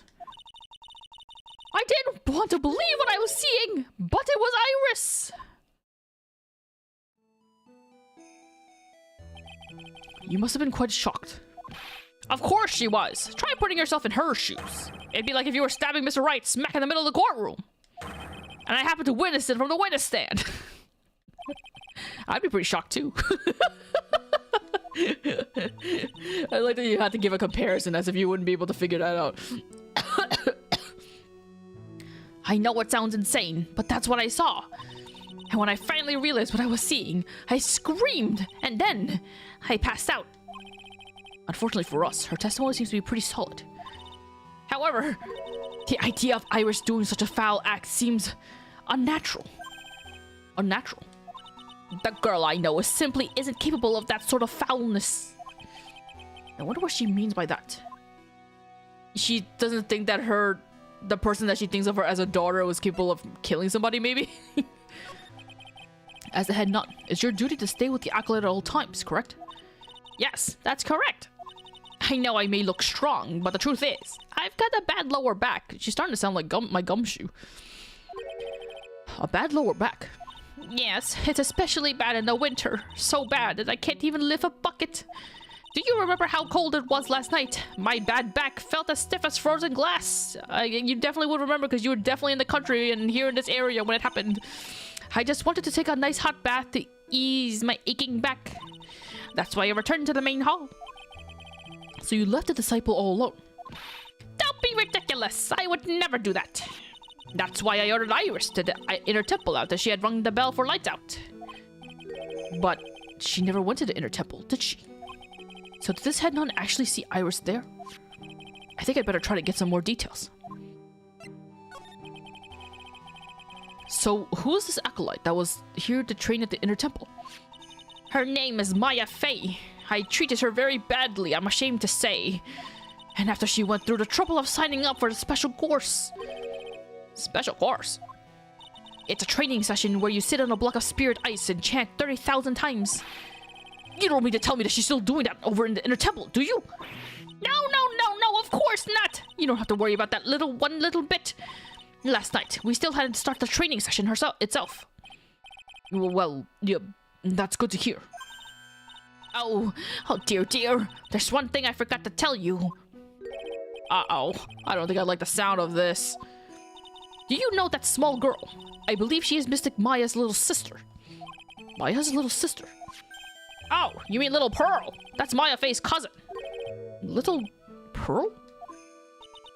Did Edward not meet Pearl in Justice for All? No, he would've. Huh? Oh, I don't know. It's been too long. I'm pretty sure she would've, but I'm pretty sure he would've met her. I thought she was going to visit Mystic Elise after we finished with dinner cleanup. But I haven't seen her at all since late last night. She's nowhere to be found. You mean she was with the victim? It's all the fault of my stupid, creaky, old, dumbass back. A little girl who was with the victim on the night of the murder is gone. I can't believe Pearl did it. As they say, the plot thickens. Okay, present. Hey, do you know anything about this? That's one of FaZe Clan's very own Megatamas! That's a priceless treasure you've got there. Wow, I'm impressed, sir. You never fail to surprise me. Yes, you don't look it, but now I can see you're a real fan of the occult. Excuse me? Oh, of course this piece couldn't possibly be real, but to have such a nice replica. Clearly, you are a big fan of the Crane tradition. Wow, I'm impressed, sir. You never fail to surprise me. I should have known better to show this thing around. Well, I mean, I was curious to see if she would be like, oh, why do you have that? Why do you know, do you have powers? Well, look what you found. How could you have found this? You've never been on the other side. I don't know. That's the master of the Korean channeling technique, Mystic Misty Faye. Faye. It's been nearly 20 years since Misty's disappearance. Apparently, she intended to pass on the master title to her daughter. Who is his daughter? Well, I myself am part of the branch family of the Faye clan, but even I am not privy to information concerning the main family. You mean it's not no knowledge? Oh, I guess not. Hello? Well, that's a demon warding hood. Acolytes are highly susceptible to possession by evil spirits, you know. That's why we always wear these for protection. Oh, I see. What are you waiting for? You won't get any protection by just holding it, you know. Put it on already. No, I can't. I was just...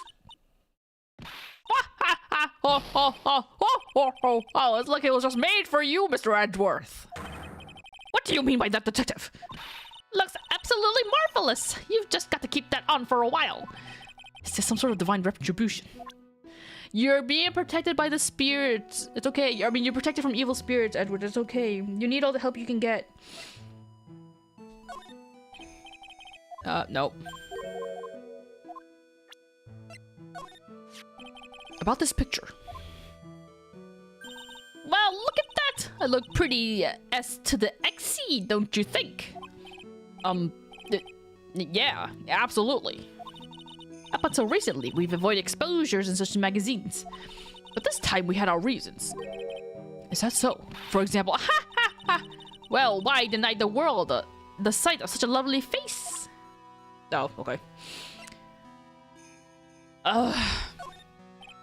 No? Nothing about the weather report? Okay. I said, yeah, I can check this. Eagle Mountain weather data. Eagle Mountain. Okay, so it is the same area as the previous case. For February 7th, snow with occasional lightning strikes. Snow 7 to approximately 10:50 p.m. Lightning 10 to 11. Lightning struck Dusky Bridge at 10:45. Around 30 minutes passed between the fire starting and going out. Great. I read all that and I retained none of that. I'm done talking to you. Oh, I need to. Maybe I can present people. There you go. Here's my indispensable friend. This man, his face betrays a life of suffering and great weariness of the world. Sure. But even so, I can't believe this guy actually jumped into the river! Think of all the fun things he might have enjoyed if he had just lived. Relentless spiritual training alone is no way to lead a complete life, huh?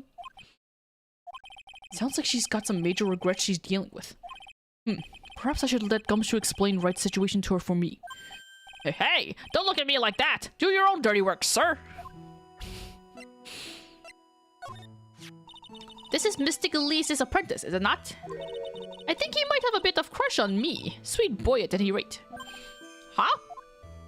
Oh, I don't blame him. Sister Bikini understands the temptation of young men. Sure. But I'm afraid it wouldn't be proper to abuse my position. I'm a head nun after all. But in return, I did allow him to draw a portrait of me. I pray it was a pose that maintained your modesty for everyone's sake.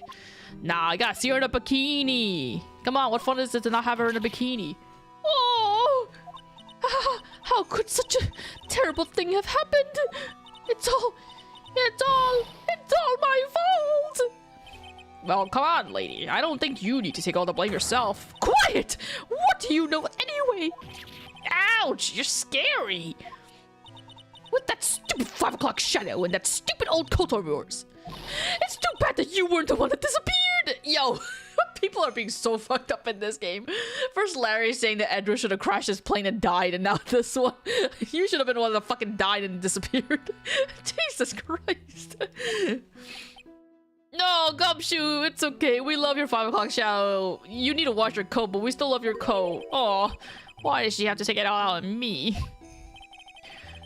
Her anger does seem a little manufactured. You said you went with Maya to the training hall in the inner temple last night. Did you happen to see Iris while you were there? Of course I saw her. I told her to meet us after ringing the 10 o'clock bell for lights out. So you're saying Iris came to the inner temple then? Of course she did. Iris has always been a good, obedient girl. After that, I had Iris help Mystic Maya begin her training. But that doesn't fit with Iris' story at all. She said that she never went to the inner temple. As they say, the plot thickens.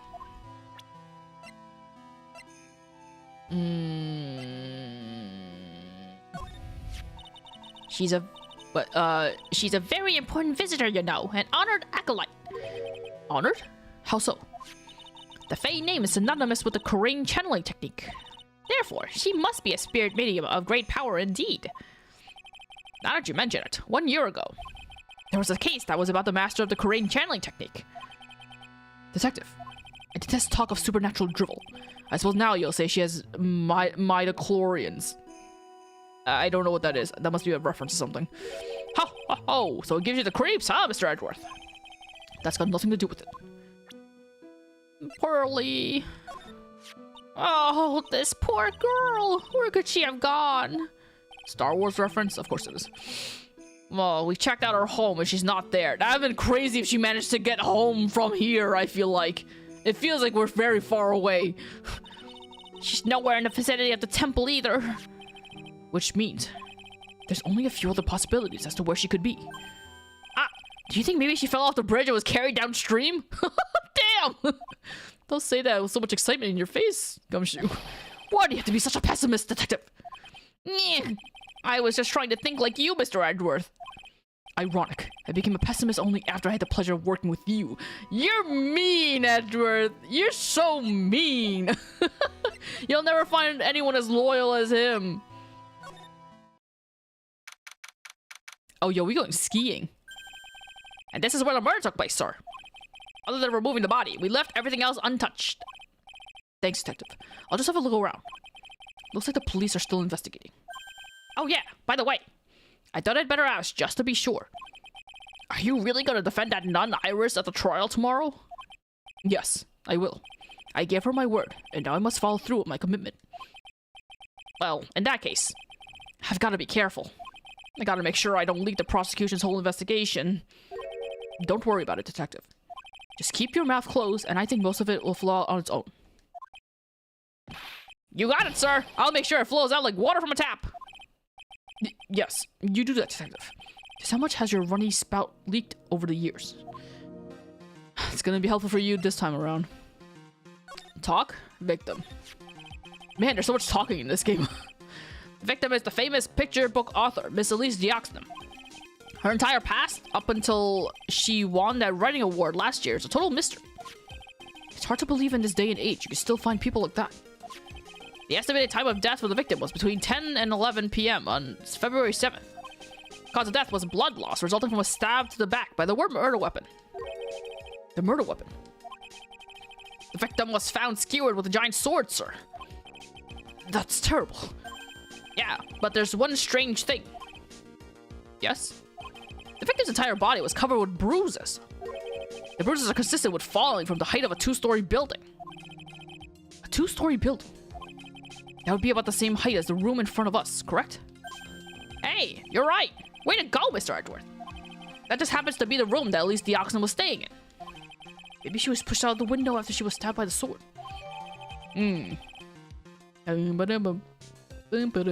Fell 10 feet.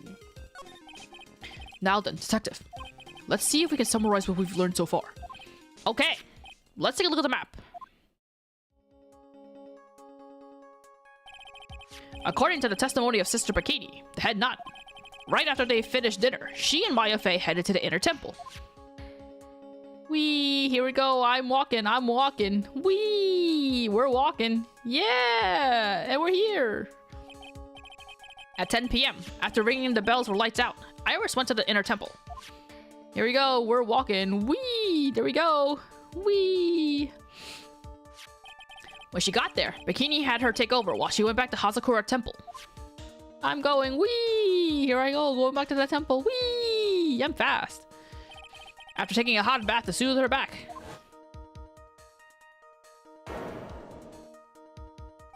Sister Bikini witnessed the murder in the courtyard. If you want more details, you should ask Bikini herself in the main hall. The inner temple, huh? I'd like more information about that place. The trial begins tomorrow, but who's the prosecutor? Sorry, I'm rubbing my eye. In before a fucking sty forms. Because they always like to form. I'm pretty sure it's that Godak guy, but nobody can get a hold of him, so they're looking for a replacement. What do you mean? It's really weird! All of a sudden, no one can reach him. I wonder if the rumors are true. Maybe since Mr. Wright caught a cold and won't be defending, he just lost interest. I intend to appear in court in the role of defense attorney. However, I would be quite unhappy if it came out that I'm actually a prosecutor. Yeah, I can see why, but I'm not the one you have to worry about. I think the real problem is going to be that judge. Yes, he certainly would remember my face, even after such a long absence. That's why I requested that another judge presides over that trial tomorrow. We've only met each other once. There's a good chance he won't remember me at all. Yeah, but what about the prosecutor? Everyone in the prosecutor's office must know you. Wouldn't it be a problem if someone there made a big stink, sir? There's no need to worry. I pulled a full few strings and arranged for a prosecutor of my own choosing. How did you do that when you didn't even know about Godot's situation? You just did it while you guys were talking? Wow, Mr. Edgeworth! I had no idea you had such a powerful string to pull. What is this inner temple that Maya was supposedly training at? According to Bikini, it's an old building they use for training the acolytes. It's on the other side of the Dusky Bridge. The bridge that burned down, huh?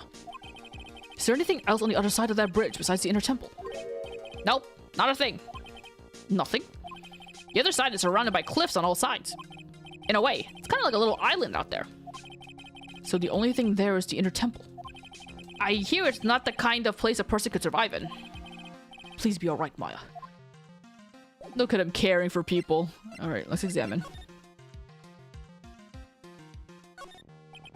What's this? It looks like a wizard's staff. That belonged to the victim, Miss Elise Dioxtum. There's something strange or magical about it. Oh yeah, listen, this is just between us, okay, sir? Yes. What? This is top secret stuff. Don't tell anyone about this. Alright. The truth is, when I was a kid, I wanted to be a wizard. That's it? That's what you wanted to tell me? That's it!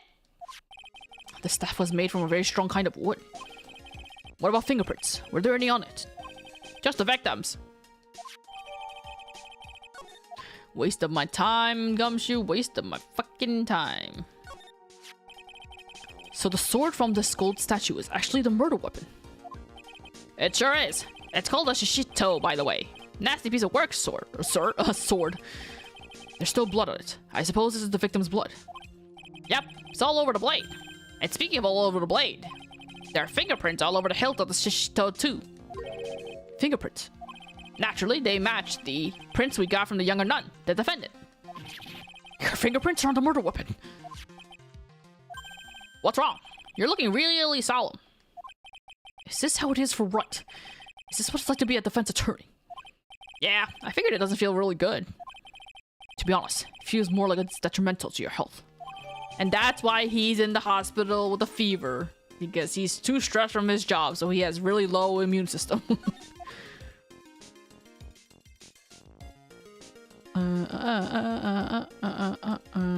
What is this, a manhole? Oh. What's this? What's this? Ah, I just love skiing. Really? You don't seem the type. Well, what about sleds? Sleds? Nah, they're a little too kiddie, you know? Messes with my hard-boiled image. What's with the silence, Mr. Edgeworth?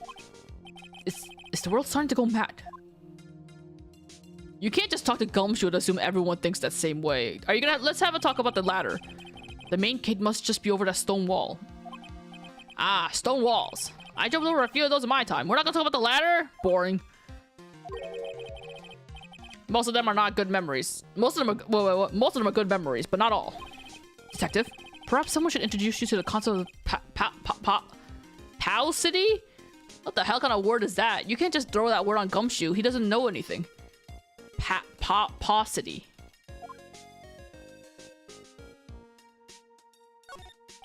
It's a lantern. I suppose they light it at night. There's something elegant about the light of a fire. At the end of each month, I always like to relax in my room by candlelight. Detective, can you not afford to pay your electricity bill? How did you know? My god, you broke bitch. There's gotta be some labor laws in this world. The main hall of the Hazakura Temple is above us here. Hey, you're right, but I'm pretty sure the main hall didn't have a second floor. Hazakura Temple was built on a steep part of the mountain. The front and back of the main hall are on different levels. Oh, that makes sense. But wouldn't it be easier just to build the place slanted, sir? I fail to see how that could be considered to be an even remotely good idea. Have I touched everything? Okay, I guess I've touched everything. Is there anything to talk about? Nope. Is there anything to present? Have I got anything new? Nope. Okay. Oops, no. I'm going to move to the main hall. I'm gonna present some stuff to Bikini. Let's see if she can tell me some shit. Nope.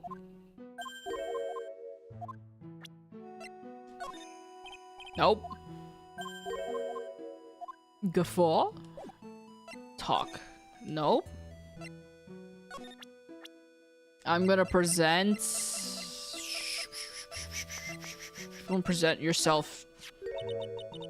It's all my fault. Me and my stupid back. Mr. Galice has been murdered, an important accolade is trapped, and a little girl has been lost. You know, you really shouldn't be so negative. It creates bad karma. Quite right. I need to do some more training myself, I think.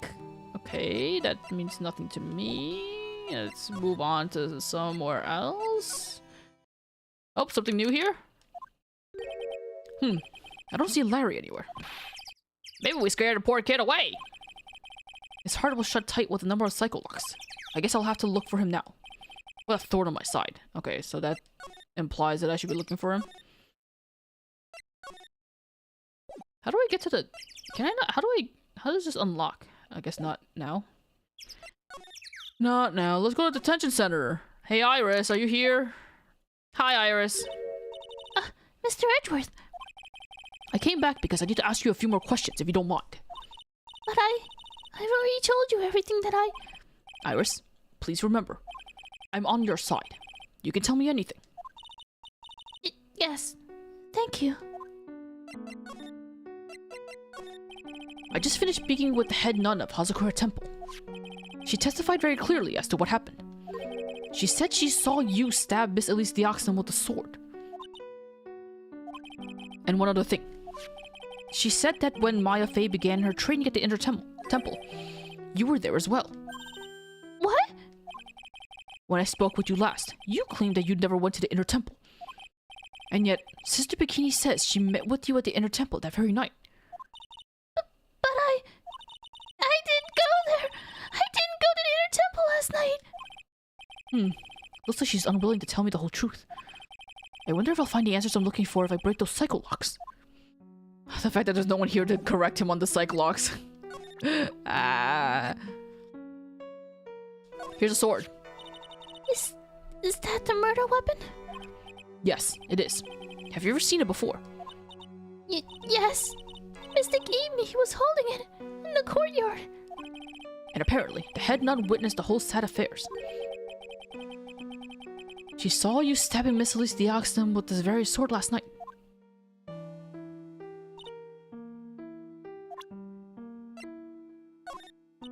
I'm sorry. Okay, bum bum bum bum bum bum bum bum bum bum bum. I'm gonna do the Megatama. Oh my god! Great!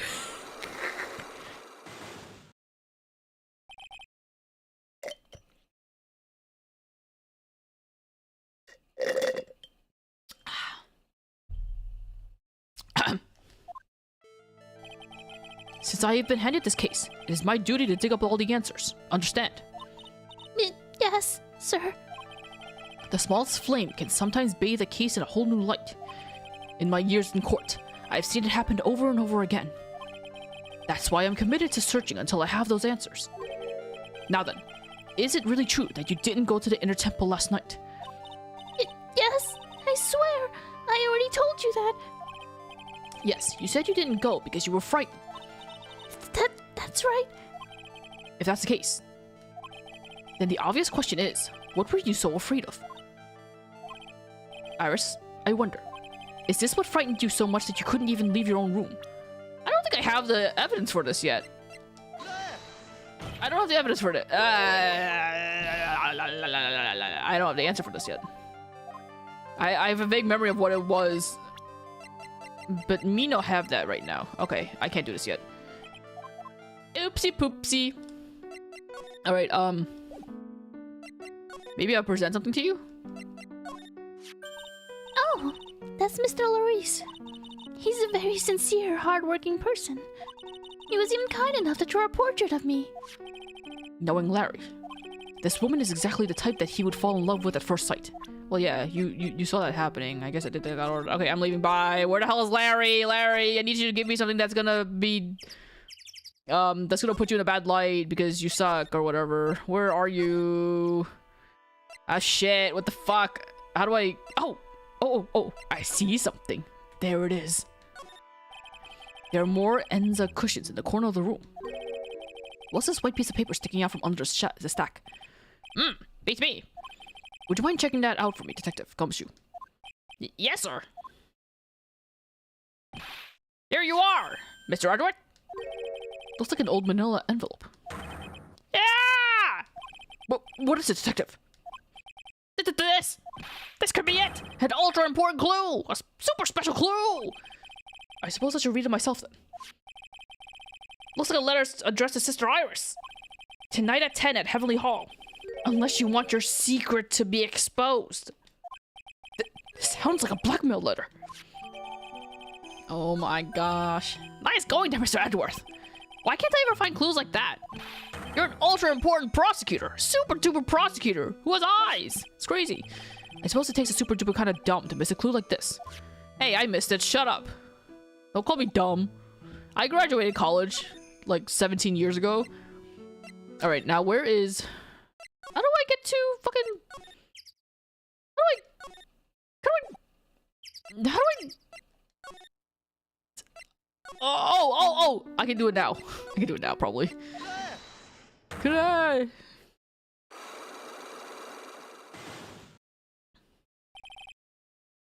And it's only been 2 hours. I feel like I've been here for so long. Time is so weird. Okay. Could I found this in the main hall. It is addressed to you. That's... Well, Iris? Why are you glaring at me like that? You were scared of the blackmailer who wrote this to you. Isn't that correct? Yeah! Was it the evidence or the power of my glare that broke that lock? Yeah, you gotta be nice, Edward. You can't be glaring at people. She's your client. Oh well. I don't suppose it matters either way. But Mr. Edgeworth... Yes? I thought that letter was just someone playing a prank on me. A prank? Well, yes. After all, even if I did have a secret, there's no one to tell it that would cause me any grief. I wonder about that. Sister Bikini is like a mother to me. I would never hide anything from her. No, you may not have anything to hide under normal circumstances. However, last night was different. Unfortunately, I don't know the exact nature of your secret yet. However, whatever it is, there is one person you didn't want your secret told to. Phoenix Wright. You mean something to Wright, it seems. And I can tell he holds a special place in your heart as well. That's why you didn't want him, of all people, to know your deep, dark secret. Well, what do you have to say? I should have expected as much. Especially from a friend of his. She's so cute! Ah!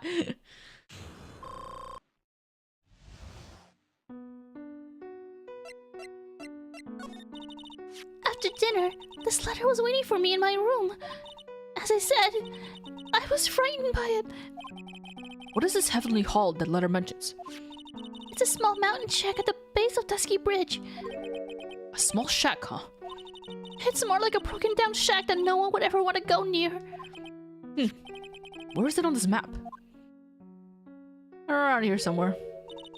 It's around here. To get there, you must follow a small path down from Dusky Bridge.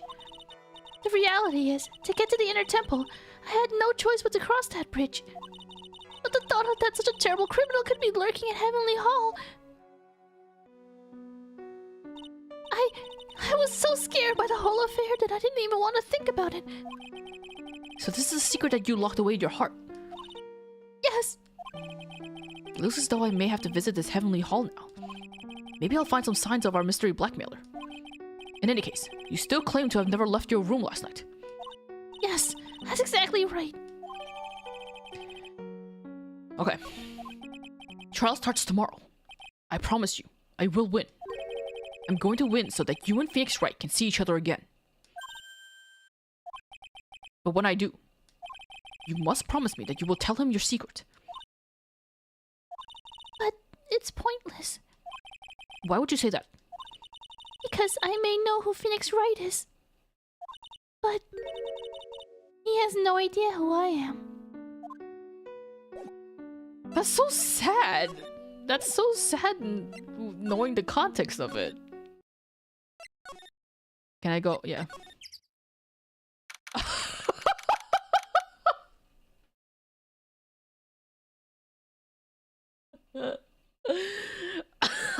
God! Oh, thank goodness this place is known to be like a place that no one wants to go visit. Fucking Iris came down here. This is be so scary. What the fuck? With the stupid RGB ass. What do you call those things? What do you call the ring garlands? Whatever you call it. Maybe that's what it's called. Oh my god, this is fucking scary. Wow, not much of a view down here, huh? It's still better than the view from my apartment, though. Tisk! Someone's here! Hide yourself, detective!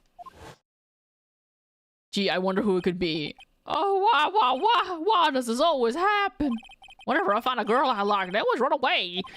I even chased one of them to Japan. Next is going to be prison, I guess. I'll steal the detective's wallet. That'll get me locked up for sure. Nah, I can't do that to someone who looks like he's down on his luck. He's just talking to himself. Shh, be quiet and listen.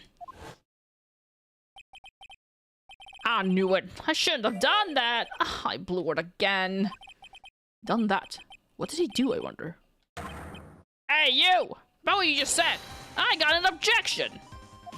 Whoa, what the fuck? Angie, you dirty rat! Gumshoe, you oaf. I'm sorry, sir. Before I knew it, I was shouting out objection. And in a loud, commanding voice, too. I even pointed with my pointer finger. You watched too many trials. God, it's almost like he's a detective or something that has to go to court. Okay, Larry, the jig is up.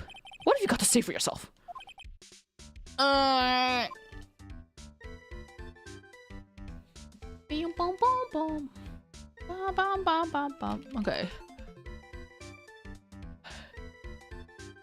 Of course, no Finnish flag. That's okay. Flag of China's not here either. Talk. What is this little shack anyway? Well, I just discovered it myself yesterday. And why were you down here in the first place? Come on! Oh, I'm an artist. I was looking for a good place to sketch. It's a great little place. It's artistic. It's quiet. It's cold. It's got no power. It looks like it's about to collapse. Sounds a lot like my apartment there, pal.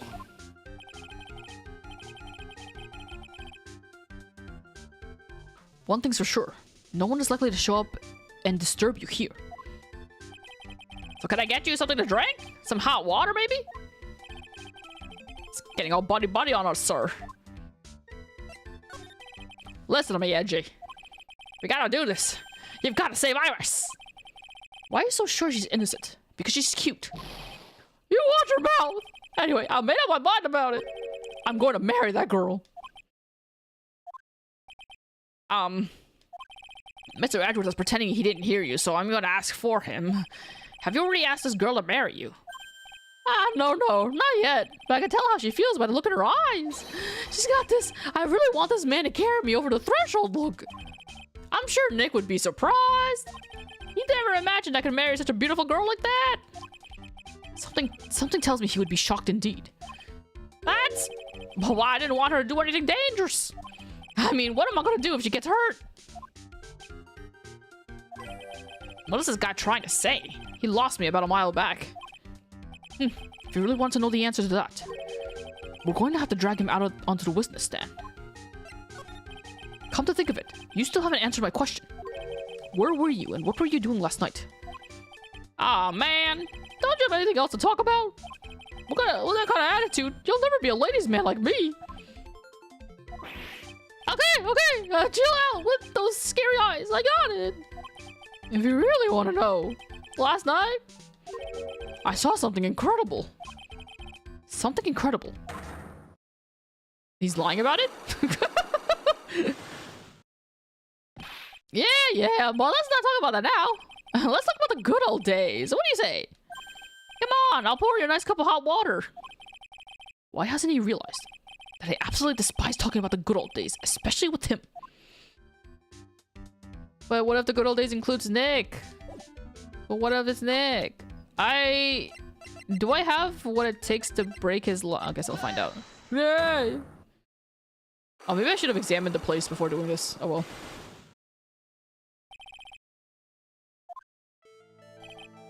Alright, now you're gonna tell me what you really saw that night. Oh, you're really upset, aren't you, Edgy? Okay, I'll talk. Huh? That was a bit too easy. Yeah, anyway, it was awesome. Never seen anything like it. At around 10 o'clock last night, it started thundering. I've been sleeping, not sure for how long. Suddenly, zing! The world in front of me went, what? Like I'd just been slapped in the face by my old girlfriend, Naomi. And then, it was on fire. The bridge was on fire. Dusky Bridge caught on fire. Are you saying you saw it with your own eyes? Hey! Why are you giving me that evil eye? I'm telling the truth! There's still 3 cycle locks remaining. That means he's still trying to hide something. By the way, Larry, where were you when you saw that happen? Whoa. Where is it? What do you mean? What do you mean, what do I mean? Just answer the question. I was in my room by the main hall. Where else would I be? As usual, you're as transparent as an empty jelly jar. Why specifically jelly? The problem, I suspect, lies there. There? What do you mean, there? It's impossible for you to have seen lightning strike Dusky Bridge from your room. Do I bring up the map?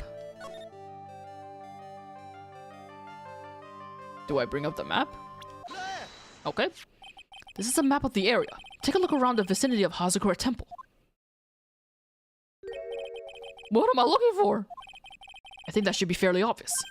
The main hall is surrounded by trees and it's impossible to see the bridge from here.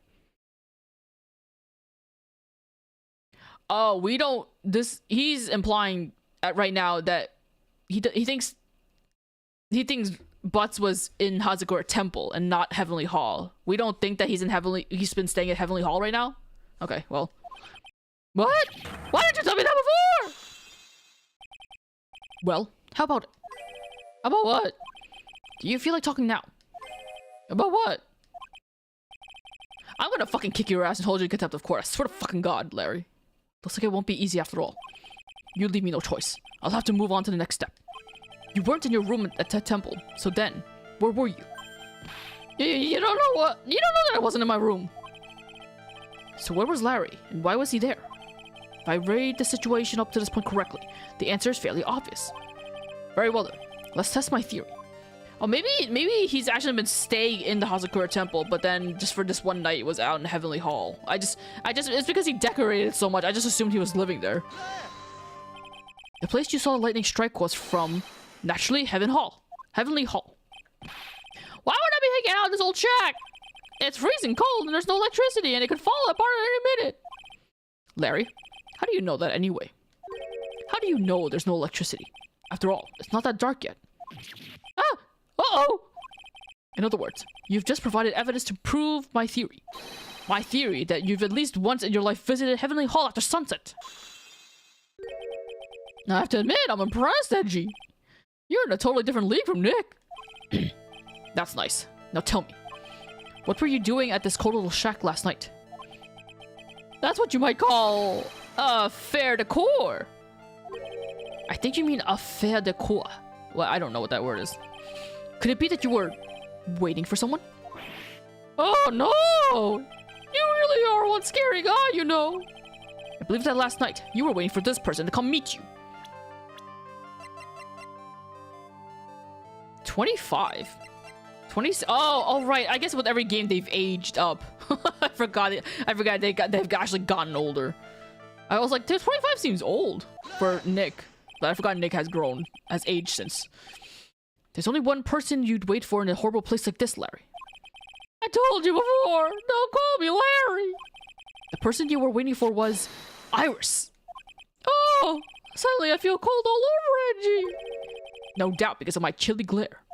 So you think I got the hots for Sister Iris, huh? Did you have some kind of evidence? You've got something that proves I was waiting for her? Or are you just guessing? This is where I draw the line and end this ridiculous little game.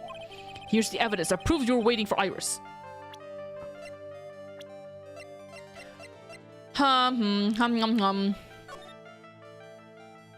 Salutations here. He started off his letter with salutations here. Water.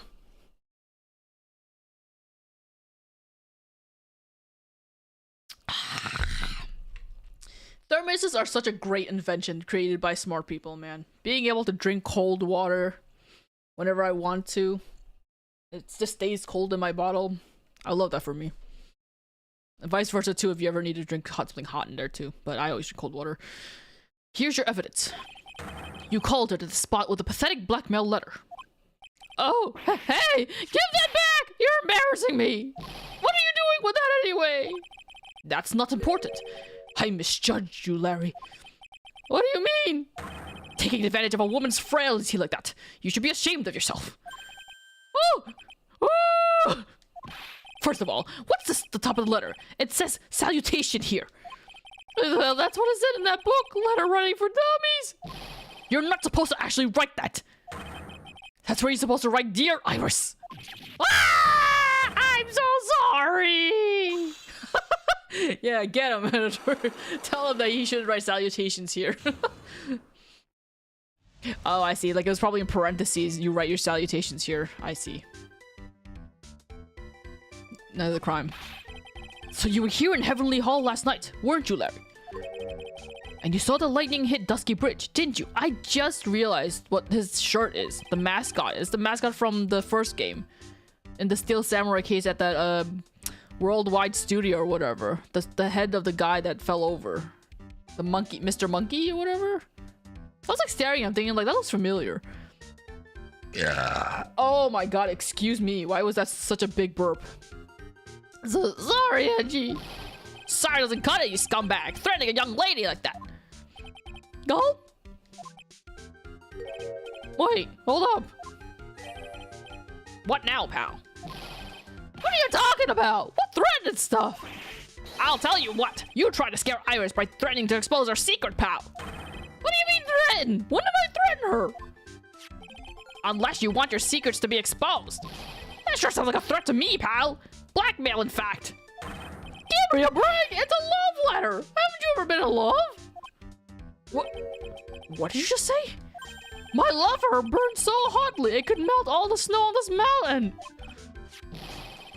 What is the secret you mentioned? Come on, Edgy. Don't you get it? I'm talking about the secret love between her and me.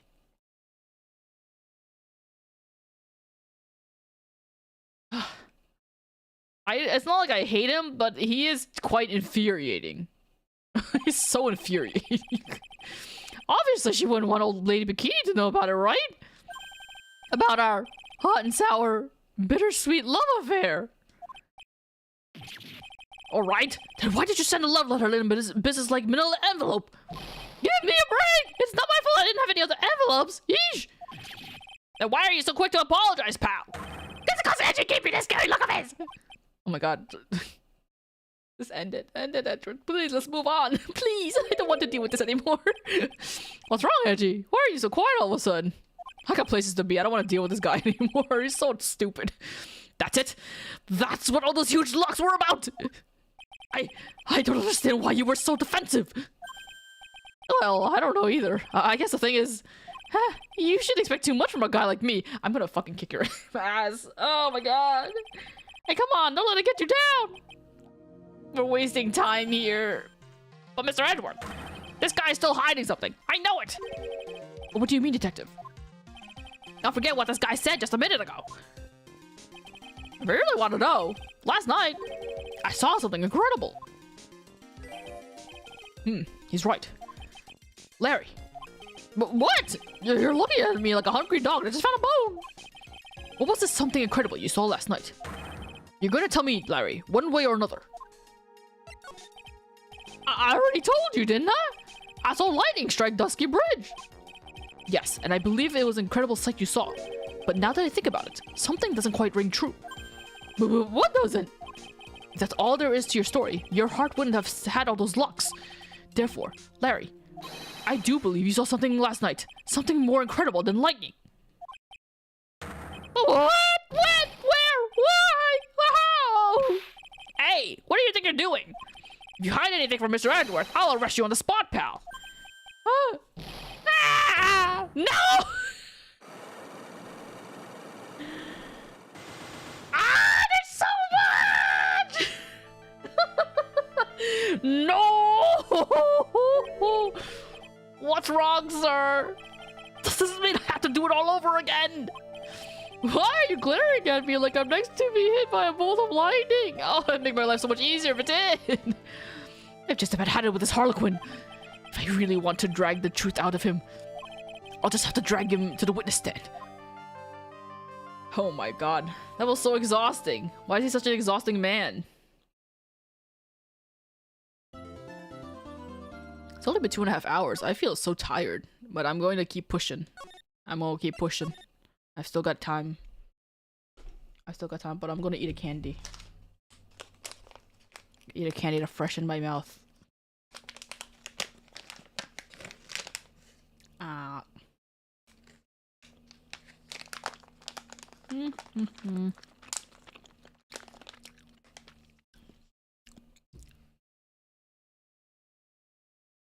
gonna wash it down with water.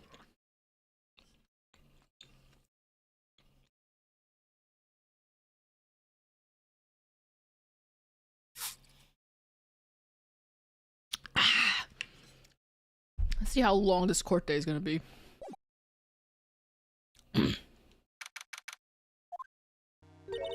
Oh my! Mr. Lorries feels that way.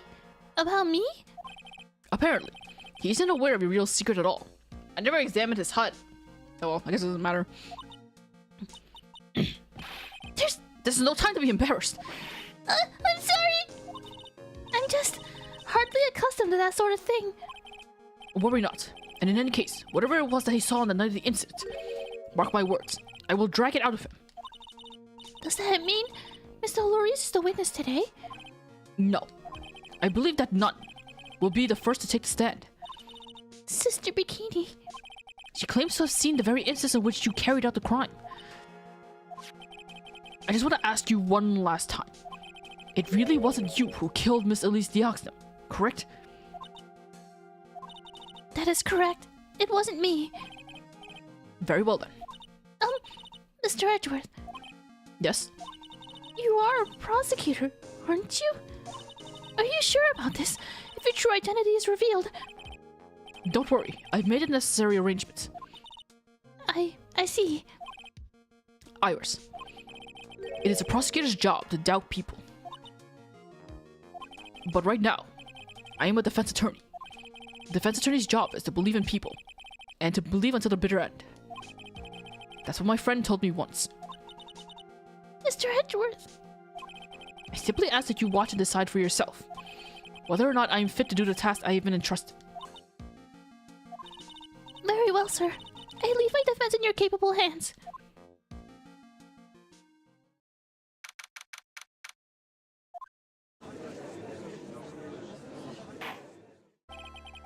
Hang on, I need to move my mic. I need to sit up. Okay. Court is now in session for the trial of Sister Iris of Hazakura Temple. Oh my god. I know, I feel like it's been so long since I've seen Edward's, like, his like, this form of his, like, sprite. Because I guess the last time we saw Edgeworth, he was, like, baby Edgeworth. And it's also weird seeing him at this angle. He's got a fat nose. The defense is ready, Your Honor. The defense does indeed appear to be ready. However, the same cannot be said for the prosecution in this case. Indeed. I'm not sure I like such a blatant waste of this court's time. An empty prosecutor's chair can only mean that the prosecutor has no confidence in their ability to prove their case. It would seem this case is already over before it had a chance to begin. I am ready to announce my verdict at this time. This court finds a defendant. What if Edward has the means to bring in a prosecutor to take on this case? He would also have the power to be like, yo, be late so that there'll be a mistrial and my defendant will go scot-free. So we don't have to do all this whole thing. You got it! Well, hello! Did I even give her a voice?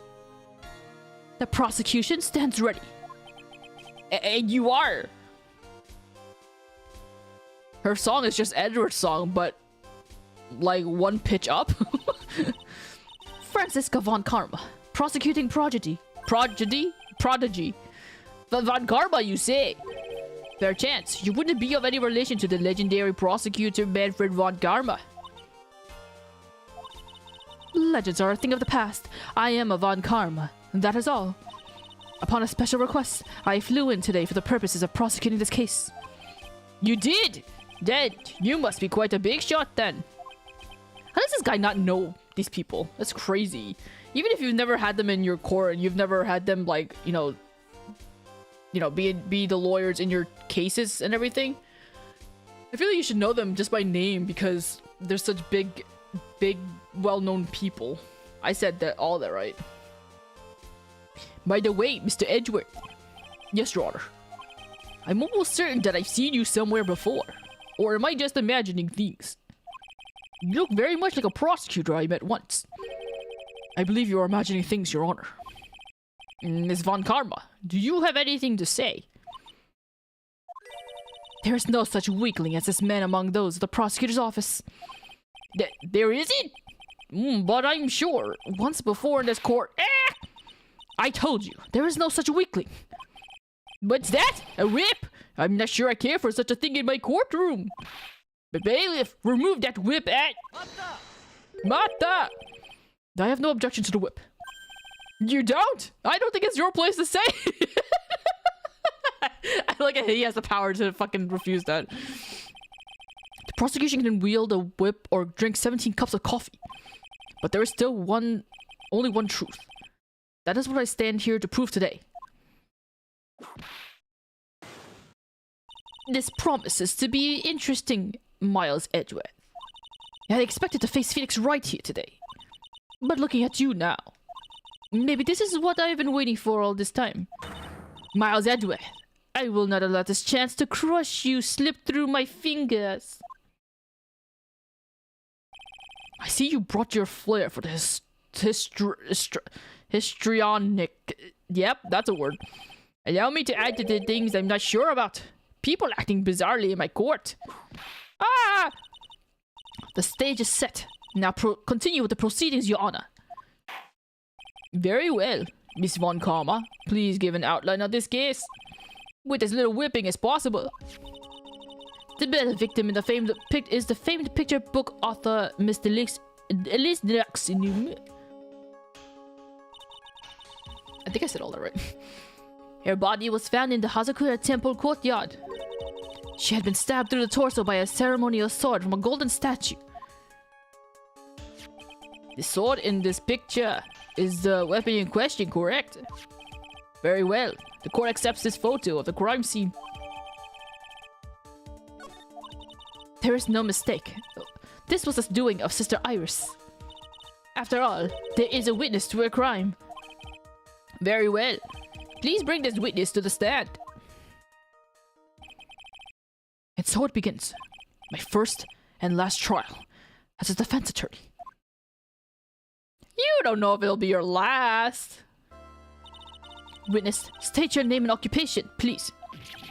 Hold on there. I'm not sure about being I'm not sure about being not sure if I care for this at all.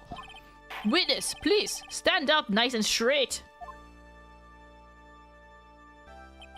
If I recall correctly, there are a few milk crates in the defendant's lobby for our back pain plagued witness. Bailiff, fetch a crate for this poor lady, please.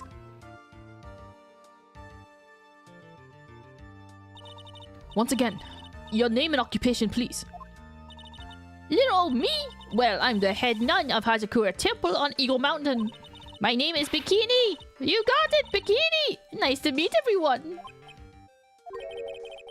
But you don't appear to be wearing a bikini right now. Ah! The courtroom is the garden of holy judgment. Those with lechery in their hearts should leave the sanctuary at once. You want me to leave?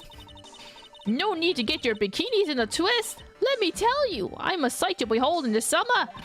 Wahaha! I'm getting all their fake accents mixed up. In any case, witness, I hear that you saw the crime take place on the night in question. That's right. I can still hardly believe it myself, to be honest. There's no way my dear Law Iris could do anything like that. Let us hear what you have to say then. First, tell us about your own movements that night, eh? Night of the murder.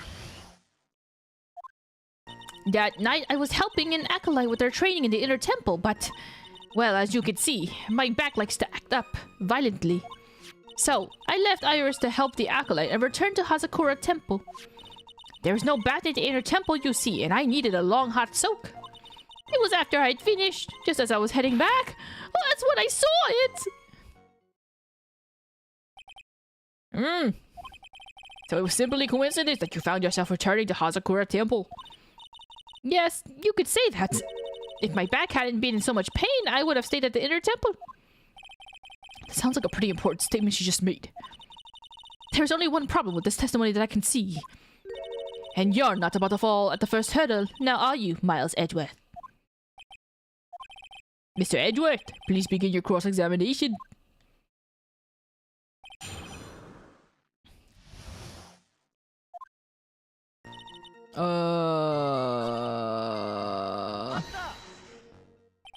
Violently? That's right. It's no laughing matter, especially in the winter. I can't hold anything heavier than a knife and fork during the cold months. Just being alive is like strict training. Wah, ha, ha, wah, wah, wah, wah, wah. On the night of the murder, was this fabulous back of yours hurting again? That's right, raging like a bull in a pig pen. I almost fainted once or twice. I just knew that unless I warmed up, it was going to finally finish me off. I left Iris to help the acolyte. Okay. You left Iris to help? With what? What do you think? The acolyte's training, of course. It was just past 10 p.m., so we were starting to enter into the training exercises proper. Wasn't it your place to remain with the disciple? Well, the job is simply to watch over the acolyte so that they don't pass away. Just to confirm this point again, that night, you met Iris in the inner temple, correct? Yes, she's a gentle, honest girl. She never once failed to follow my directions.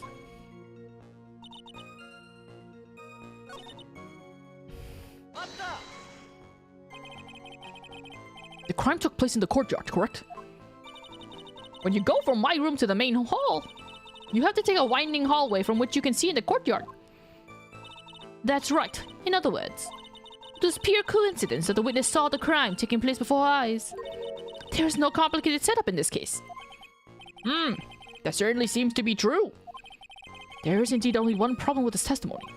If I can clearly point out what it is, then I can begin to quantify just how good this witness's memory and observation skills are.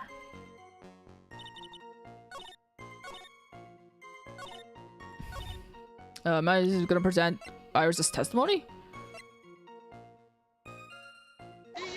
Okay. Witnesses have to undergo their own trials, I'm afraid. The defendant's fate rests on their powers of observation and memory, after all. Well, don't worry. I'm more than up to the task. I'm a woman of faith, after all. The head honcho of Hazakura Temple. In that case, Miss Honcho, I'd like you to explain something for me. The discrepancy between your testimony and that of the defendant Iris. She claims that after ringing the lights out bell, she went back and stayed in her room. Which means she did not go to the inner temple at all. No! She said that? A defendant or a witness? Who is more likely to lie, do you suppose? The defendant is simply lying to cover her back. But that's completely illogical. The murder was committed in the courtyard of Hazakura Temple. Claiming that she went to the inner temple would make for a much better alibi. But that is odd.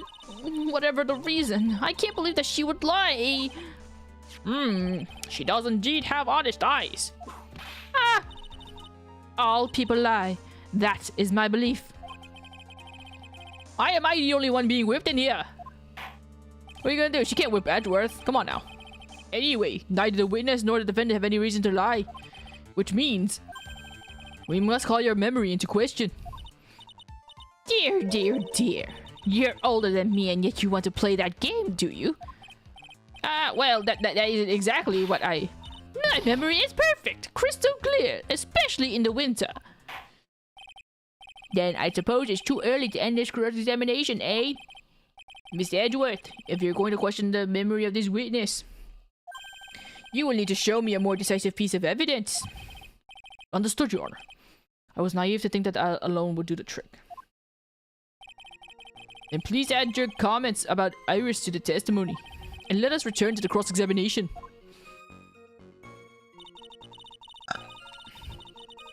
Oh,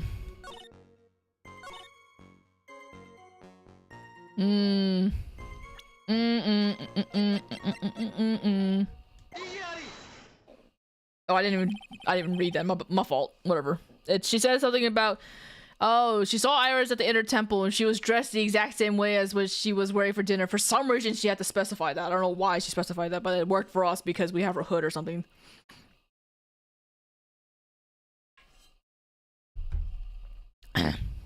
Witness, let's get one thing straight. The defendant, whom you claim to have met, she was wearing this demon-warding hood, correct? Of course! That is a very important piece of clothing, I'll have you know. Wah ha ha, wah ha ha, wah ha. Wait a minute. Oh, hold it right there! Why do you have that? I stole it from her. That's the question of the day now, isn't it, Miss Von Karma? I'll have you know that this hood was given to someone as a gift that night. Before the lights out bell was rung. What? You know where I'm going with this, don't you? If the witness had seen the defendant as she claims, then the Iris she saw should have been missing this very hood. Well! It's not a bad feeling at all, exposing contradictions like this. Now I understand that happy look on Wright's face every time he does it. Order in the court. Ah! Sister, this hood, you have spare ones around the temple, don't you? Spares? Well, I do tend to make one too many of them. I see. A stockpile. A surplus of hoods, eh? Each nun is only given one hood. This should be the only hood that Iris owns. That is quite strange. If there was a surplus of hoods, then she could have worn one of those. There is no contradiction here. I'm sorry to break this to you, Ms. Von Karma, but you won't get away that easily. Discrepancies such as this will sow seeds in any human heart. The seeds of doubt.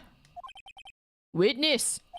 While I don't wish to call your testimony into doubt, you must give every detail with precision.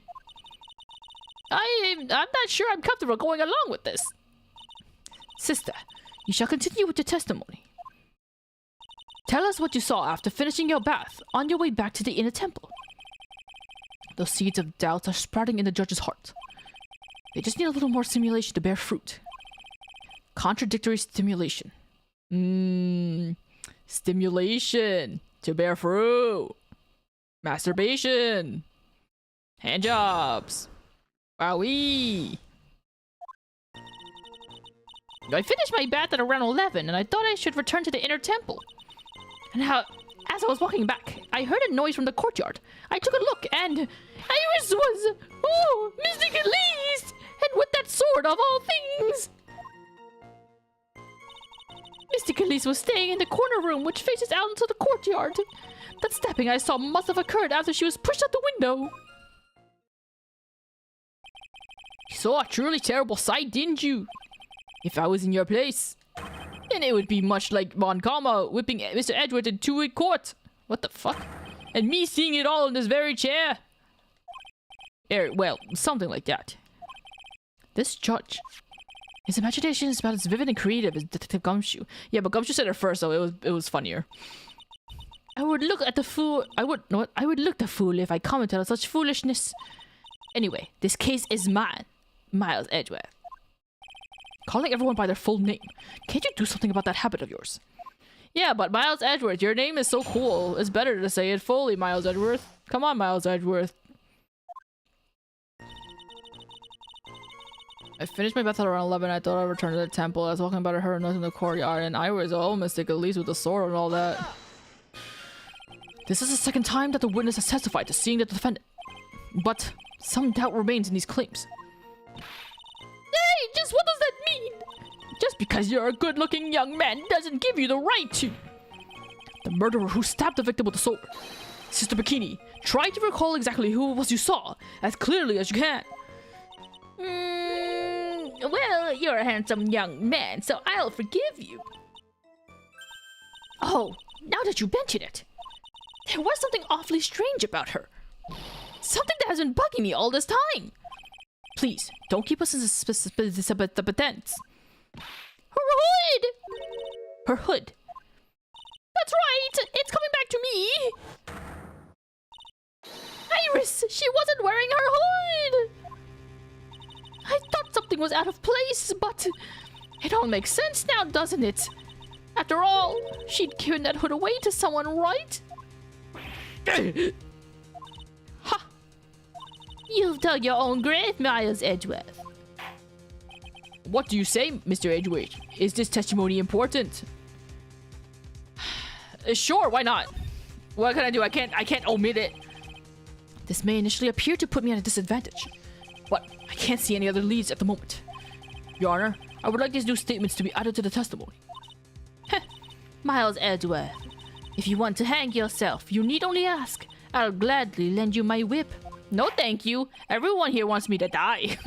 I know I'm okay with not dying just yet. I know I kind of said something about dying at the end of the first game, but like I didn't end up dying, so don't like kill me off just yet.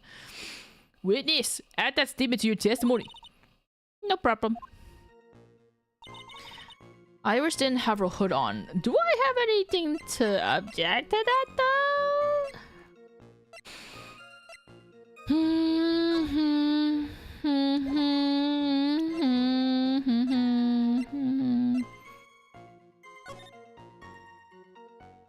Bum bum bum bum. You know what's weird?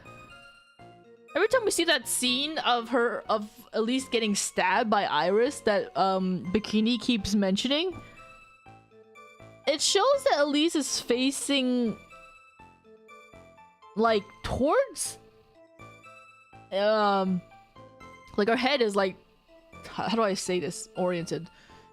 She's laying down but her head is on the left, but here in this photograph it looks like her head is facing to the right because it's based on the position of the statue and everything, right? I don't have a cursor, so I can't. Oh, you can see my cursor here. She was like, she technically was flipped around. Her head was like facing this way, and then her body was facing this way, and then I was just standing here stabbing her, supposedly, because you saw the statue behind them. Right?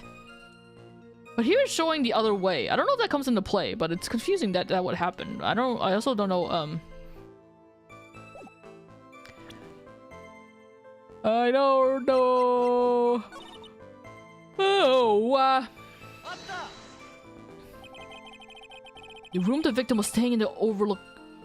Wait, the room the victim was staying in overlooked the courtyard, correct? Which means the victim's room was on the second floor. No. Hazakura Temple is a single-story building, but the mountain itself slopes downward, which elevates the main side... which elevates the main gate side of the temple, the guest rooms in the back, to about the height of a two-story building.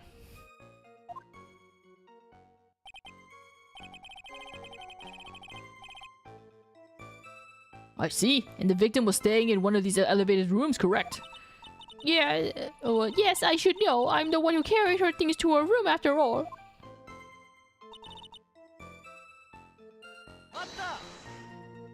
What makes you so sure of all this? It's just like I told you earlier. I heard a noise from the courtyard, okay? Thump.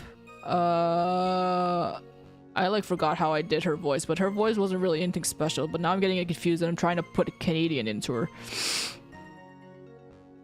Thump, just like that. You're one smart sister, I'll give you that. The autopsy report states that the victim's body was covered in bruises, indicating a fall from around 10 feet in height. It appears that the witness was not mistaken then. Yep, I'm more than just a pretty face, especially in winter. I'm a woman of fate, after all, the head honcho of Hazakura Temple. There's only 2 of them working there. What's wrong, Miles Edgeworth? No snappy comeback remark? It doesn't feel like she's lying. This is very powerful testimony too. She claims to have seen the incident in which the defendant stabbed the victim. There are only 2 things I can believe. Oh, wait. Blah, blah, blah, blah. Is it a time? You finish your bath at around 11, so it's after 11.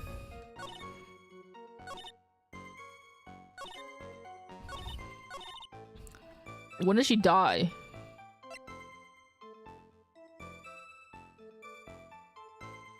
The time was 10 or 11. But isn't that... I finished my bath at around 11. Uh-huh.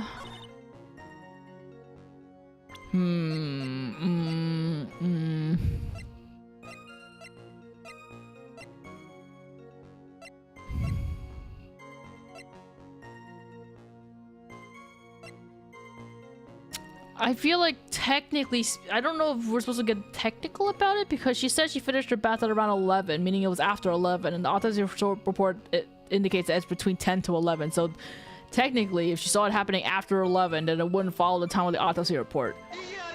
It didn't work! Yeah! I was overthinking it!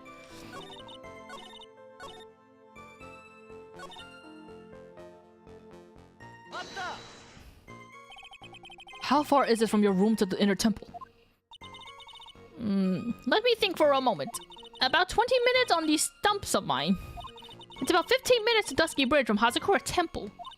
The inner temple is just beyond the bridge. Still, you never made it back there that night, did you? That's right. I was heading along the walkway towards the main hall.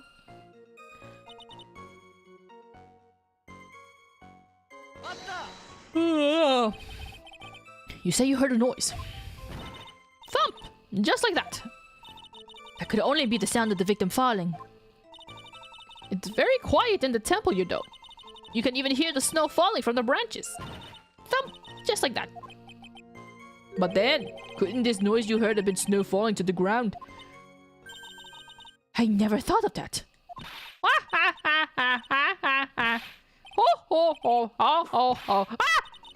The next one to laugh gets a whipping. Well, whatever the source of the sound, I looked over at the courtyard and...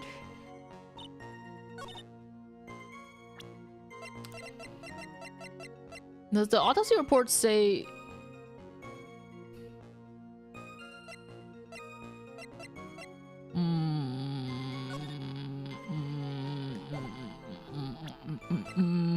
Boom, boom, boom.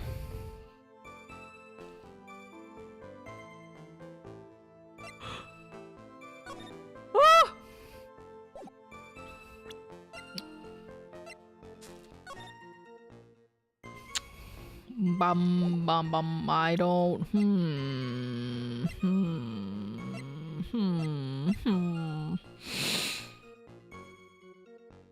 You. Ha.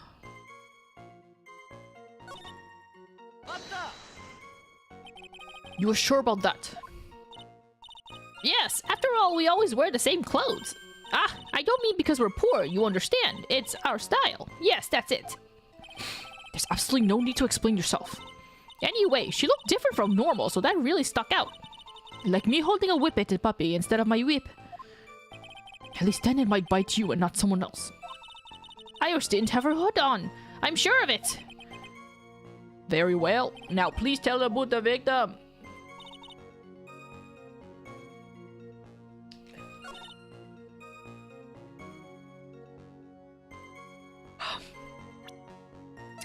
Oh my god, I can't stop yawning. I don't,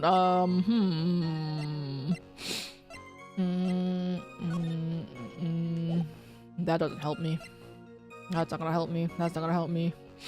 That's not gonna help me. That's not gonna help me. Cause loss of... Body fell 10 feet after death. I got it. I was trying to look for information of if it said when she... if she got the bruises before or after she died, but I got it. Impressive logic. That's what I'd like to say anyway. Oh, please do. My brain is something else, especially in winter. However, I think you are overlooking one thing. Miss Von Karma, would you be so kind as to take another look at the autopsy report? The autopsy report didn't even mention anything about the bruises, and that's why I was confused, because the bruises ended up being mentioned by... something else. Just kidding, it was mentioned in the autopsy report. Never mind, I think about what I said, I'm stupid. The victim did fall from a height of 10 feet. However, this fall was after she was killed. Ah! That's right! It says after death right here. The scene the witness claims to have seen is contradictory. If the defendant stabbed and killed the victim there in the courtyard. See, look! Wait! Ah, shit! I should have done it before Edra showed up. This statue is facing us right now, so that it implies that the scene... I can't bring up my court record. That implies that the scene is that we're looking how we normally look, like looking in front of the statue would imply. So right now the not Misty, fuck, what's her name? Elise? She died facing the opposite of the main building. I don't care anymore.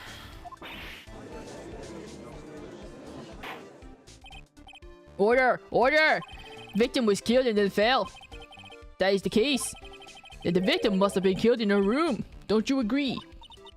That is the logical conclusion. Yes, that's right.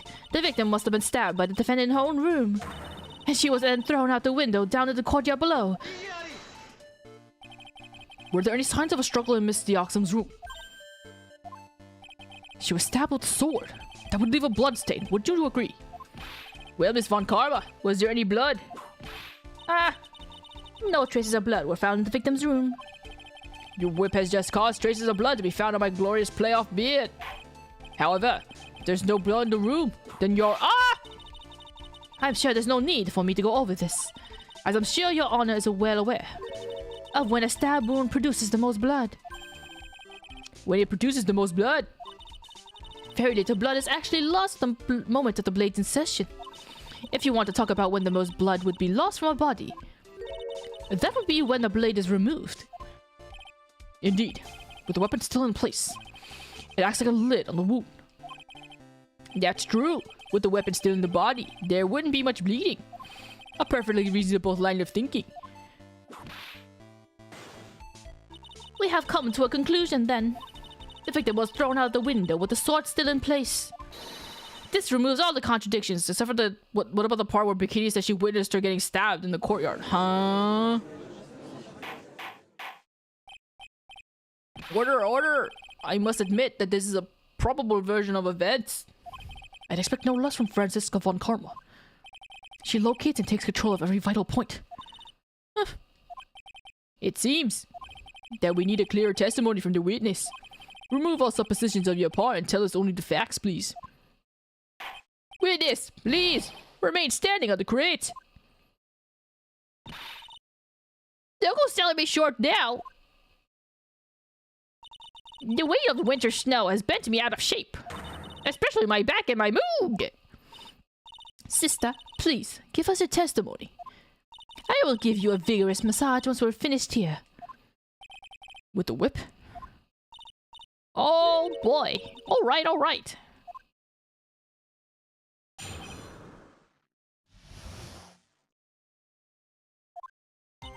When I looked across the scene, the sword was already in place. Thinking about it now, I didn't actually see her stab Mystic Elise. I've never seen so much blood before. That's when I fainted. You can't blame me, can you? And when I awoke, Mystic Amy was...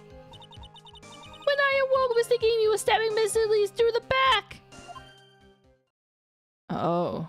I guess technically the whole contradiction between where she was facing could be answered because she passed out at one point, so she wasn't... Okay. This is all confirmed, Miss Von Karma's theory. Von Karma strive for nothing but perfection. Putting together such facts is nothing for me. You should know that, Miles Edgeworth. Perfection is an impossibility, Franziska Von Karma. And I'm here to teach you just that.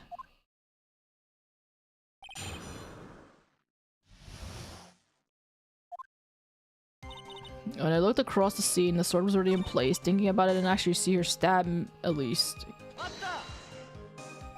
Think carefully. This is very important.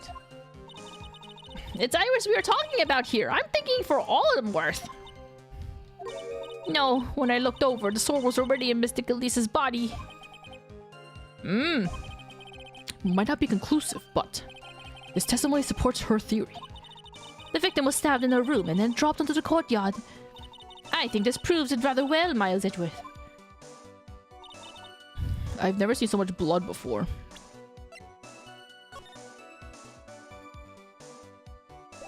Is that a lot of blood? I can't tell.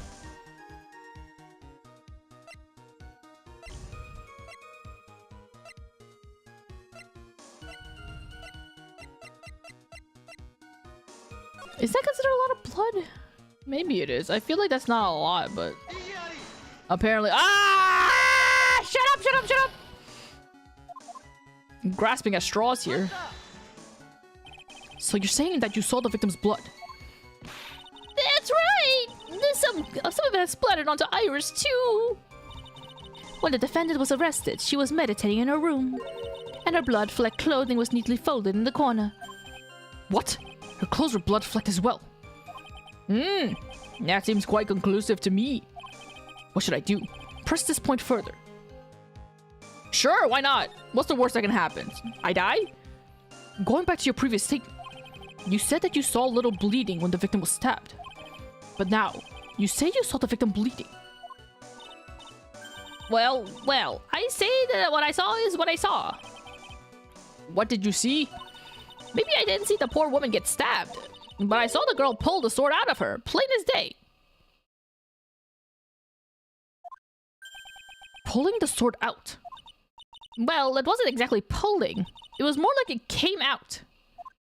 Huh? Witness, you would add this statement to your testimony. Oh, was that important?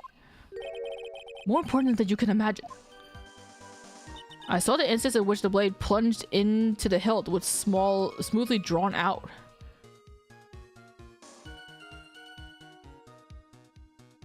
I saw the instance in which the blade plunged into was smoothly drawn out. You can... Oh. Up into the hilt? No, ma'am. No, no, ma'am. Sister Bikini, you are a reliable witness. At least, I'd like to think so. But there are too many contradictions here. What do you mean? You make it sound as though I am a liar. But you're a handsome young man, so I'll forgive you. What contradictions are you talking about? In the scene that the witness claims to have seen, the weapon was thrusted up to its hilt into the victim. Furthermore, the killer withdrew the weapon smoothly from the body.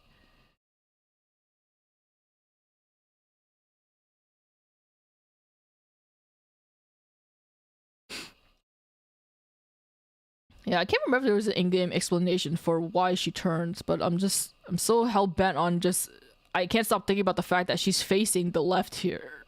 Or, yeah, she's facing the left when she should be facing the right when she's dead. But maybe there's an in-game explanation for it. Furthermore, the killer withdrew the weapon smoothly from the body. However, both of these are complete impossibilities. What do you mean? Explain yourself. To start with, do you think it would be possible to stab someone to the hilt with this? No matter how I look at the defendant, she doesn't appear strong enough for that. Doesn't appear? What meaningless dribble? I too may appear to be weak and frail, but I can crush men under my heel and make them weep. So should I so choose? The objection stands. I weep a little back there, I must admit. That isn't the only issue here. If the sword was truly stabbed into the body up until the hilt, well, just look at all the branches on it. Certainly wouldn't come out smoothly. That's... We also have the problem of the amount of bleeding. It's true that when a blade is left in a body, it acts as a plug of sorts. However, when the weapon is shaped like this, it's an entirely different story. The wound would be too large for the blade to completely stop the bleeding. That's nothing more than conjecture. In reality, the victim was stabbed with a shishito. Even a weapon of this nature may still sometimes slide out smoothly and may still sometimes stop the blood loss.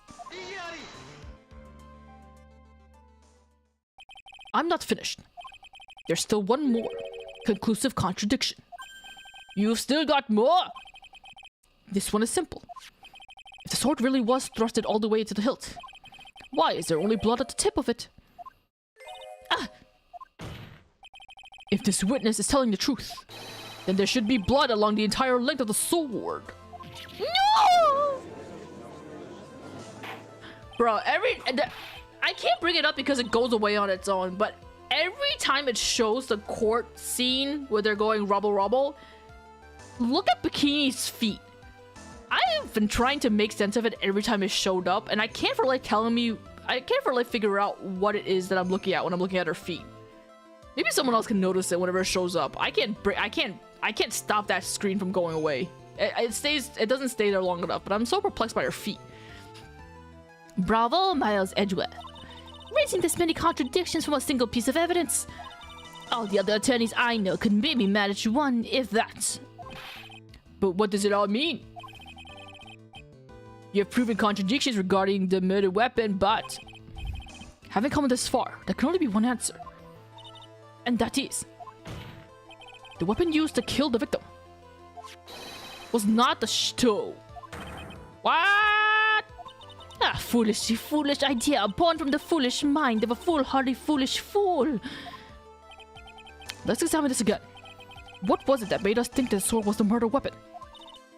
Well, it's because Mystic Amy was holding it. Exactly. However, if you reflect on this, that is the only basis we have to assume such a thing.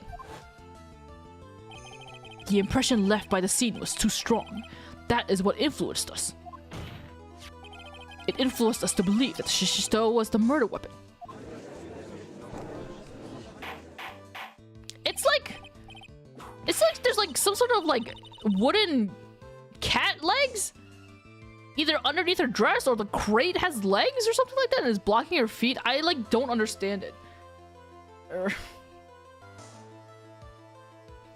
So maybe the shishito was not the murder weapon. Even if that's the case, it changes nothing, Miles Edgeworth. No links in the chat. The sister here saw everything. She saw the defendant stab the victim with a sword-like object. That's true. Your response, Mr. Edgeworth? If that is so, I would like the prosecution to answer the obvious question it raises. The obvious question?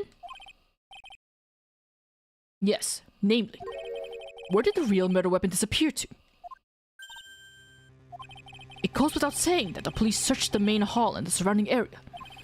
Perhaps the prosecution can enlighten us to if there was a sword-like object was found. That's... Answer the question, Miss Von Kama. No evidence of that kind was found.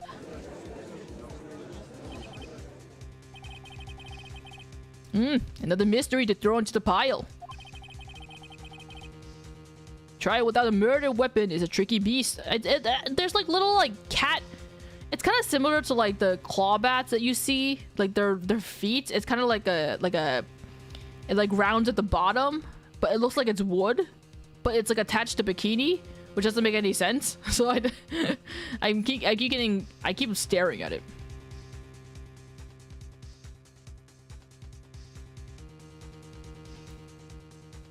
Try it without a murder weapon is a tricky beast. Excuse me, could I say something? I just remembered something, actually. What is it, sister? I was just thinking, it's possible that just maybe what actually happened was, it was just over there. What exactly are you going on about here? The murder weapon, I mean! Maybe! I think I might know where the sword was disposed of!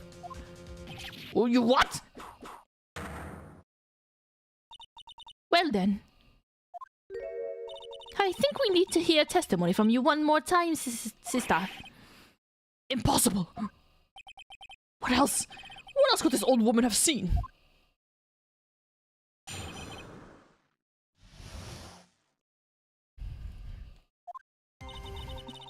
I saw the murder at around 11 p.m. And after asking that if he reported, I went out to the main gate. And there, I saw tracks! Tracks that indicated the snowmobile had been used!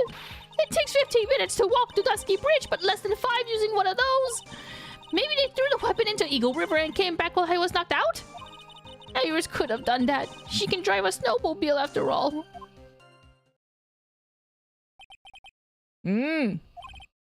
Witness, please, tell us everything you know right away next time. Well, I'm not in the best of shape, with my back and my age, you know. Quite. There were indeed snowmobile tracks in front of the main gate. Here is a photograph.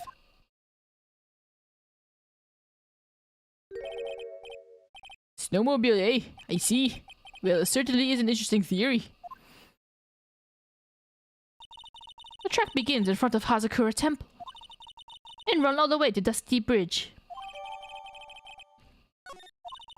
That solved your pesky little problem, yes? The Eagle River's current is quite swift, meaning that it doesn't freeze over in the winter, making it the perfect place to dispose of the murder weapon. Did she really go to the river to dispose of the murder weapon? Mr. Edgeworth, your cross-examination, please.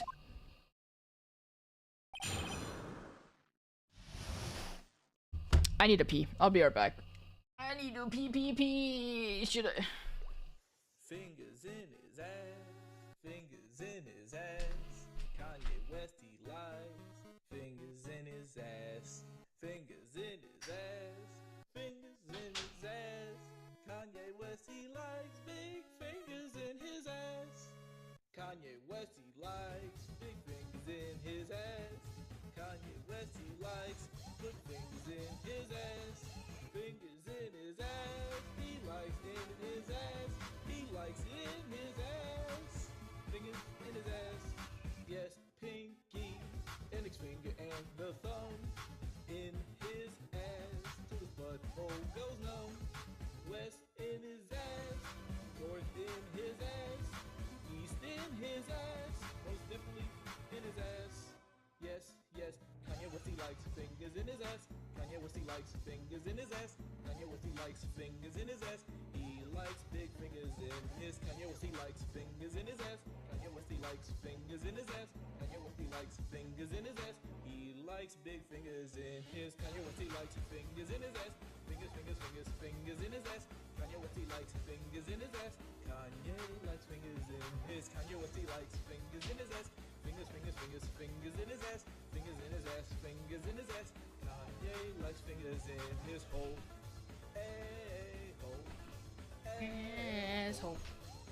Asshole. Fingers, fingers, fingers, fingers, fingers in his hole. Asshole.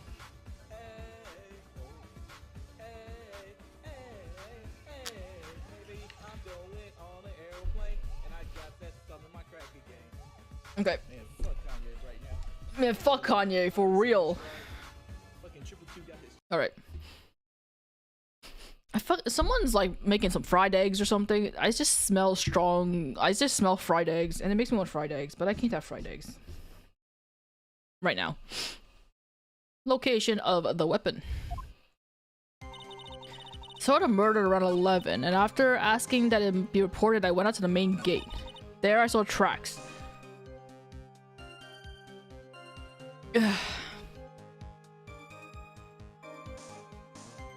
Tracks that indicated the snowball had been used. Whoops!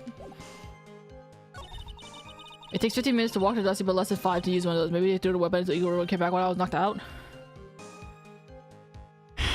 I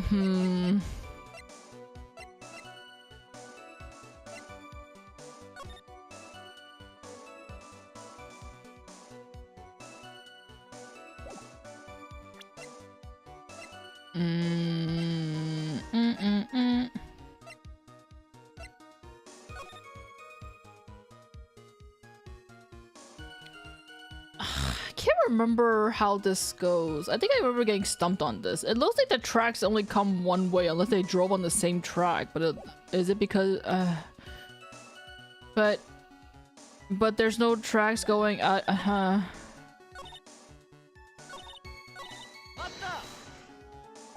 Refresh our memory. How long were you knocked out for? Like I said, somewhere between 10 to 20 minutes. It's possible to get to the bridge and back in 10 minutes using the snowmobile. I have to concede that is more than enough time. Is that all you wish to concede, Miles Edgeworth?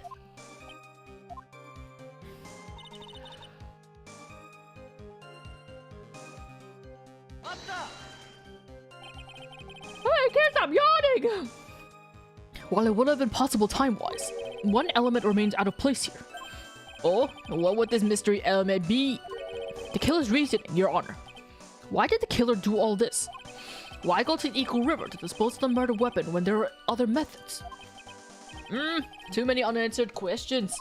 Your response, Miss Von Karma? Turn it to me if I help over the slightest thing. Why don't you think for yourself once in a while, Your Honor? What? It's your job. She's as over the top as always. Anyway, whatever the reason, the fact remains that the defendant could have done this. The murder weapon was disposed of in the river. Another point to me, Miles Edgeworth. Another mystery to feed the fire. Was there any reason to go and throw away the murder weapon? Luckily, there is surely a problem with this testimony. Now all I have to do is start poking holes in the flawed account. Is it a contradiction? As I recall, there was a snowmobile outside the main gate when I visited. That's it? That's the only one we have?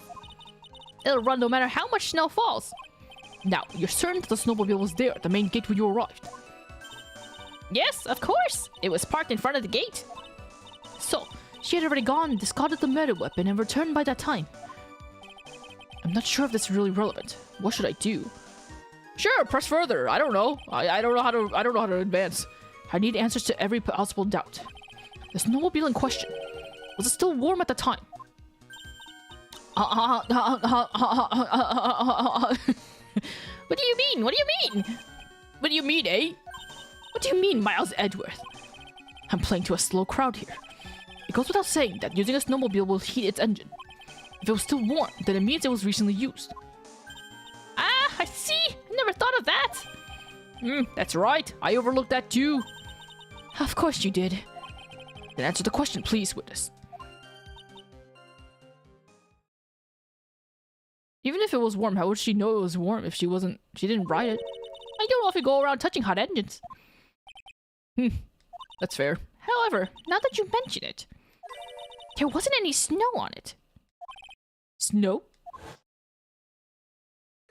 Yes, for some reason, only the snowmobile wasn't covered in snow. There wasn't any snow on it. Curses. It seems highly likely that the killer did use a snowmobile then.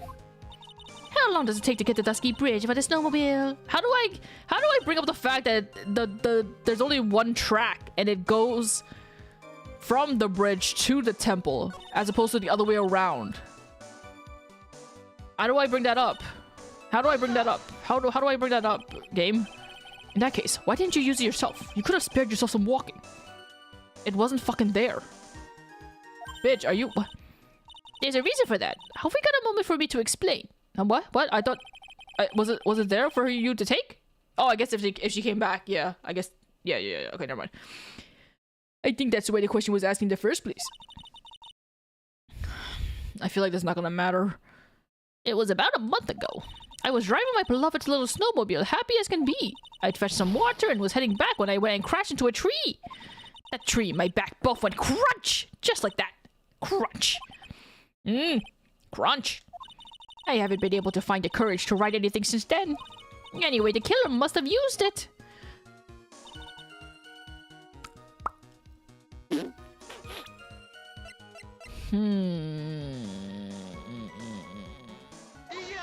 No. I'm losing my health. I don't know how to... I don't know how to proceed here. While it would have been possible to... Okay. Why did she do the thing that she did? It doesn't matter. Blah, blah, blah. She's always over the top. Whatever it could have been done. Blah, blah.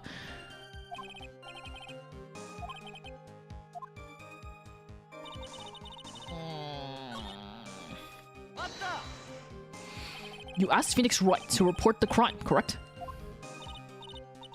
Right. The one who trampled me. It seems she's the type to hold a grudge. There isn't a phone in the main hall, so I sent him to the bridge. Phoenix Wright. He didn't even have his cell phone on him. He had forgotten it at home, apparently. What a naive boy, as always. Not only do I carry my phone, but I always carry my whip in hand, too. Anyway, I was really scared, and it was taking him a while to get back. So I thought I'd go out by the main gate for a spell. And there I saw a track that indicated the snowmobile had been used. Okay, did I press this? I forget. As I recall, yeah. Okay, this is the warm one. Blah blah blah blah blah blah blah. Ba ba ba da ba ba ba. Okay. I don't know where to do here. It takes do do boo boo do do do do ba dum bum bum ba dum dum dum ba dum dum dum. I don't know what to do here. Dum dum. I'm dumb. Guess who's dumb? It's me. I'm dumb. I'm looking. I'm so dumb. Maybe, wait. Maybe they threw it away. Maybe. Wait. Brain blast. Okay. I brought up the problem about the tracks, about it being a one-way track showing in the picture, and I didn't even think to show the picture that shows that it's only a one-way track. That's bad! I admit this photograph proves something. It proves that the snowmobile was used on the night of murder. I think it's the smell of the fried eggs that's distracting me. I need to go, when I go for dinner later, I need to get something with eggs in it. You finally accepted the inevitable, it seems, Miles Edgeworth. However, if what the witness says is true, then why is there only one set of tracks? What do you mean? Iris left Hazakura Temple, threw the weapon into the river, and then returned. If this was the case, then naturally there should be two sets of tracks in the snow. Those from heading out to the bridge, and those from coming back. You're right! You are forgetting one thing, Miles Edgeworth. The squeezy. On the night of the murder, it was snowing. The tracks leading to the bridge were erased by the snowfall. This removes your precious contradiction now, doesn't it?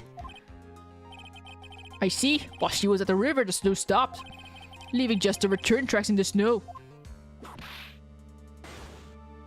What do you have to say now, Miles Edgeworth?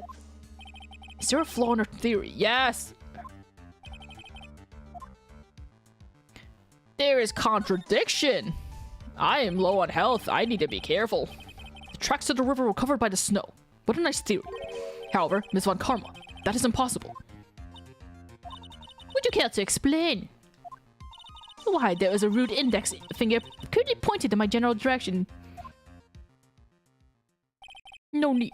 The evidence will do all the talking for me. Wait, let me just make 100% sure that the weather report doesn't say anything about it stopping snowing or something. Snow approximately 7 to 10:50. So the snow stopped at approximately 10:50. So do I use this as evidence that it had stopped snowing, or do I use the fucking dead body picture to show that it stopped snowing because there's no snow on her?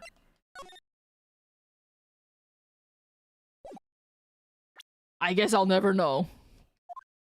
Or I guess I will know right now. On the night of the murder, the killer went to and returned from Dusky Bridge in order to dispose of the murder weapon. The outgoing tracks were erased by snow. Or so claims Miss Von Karma.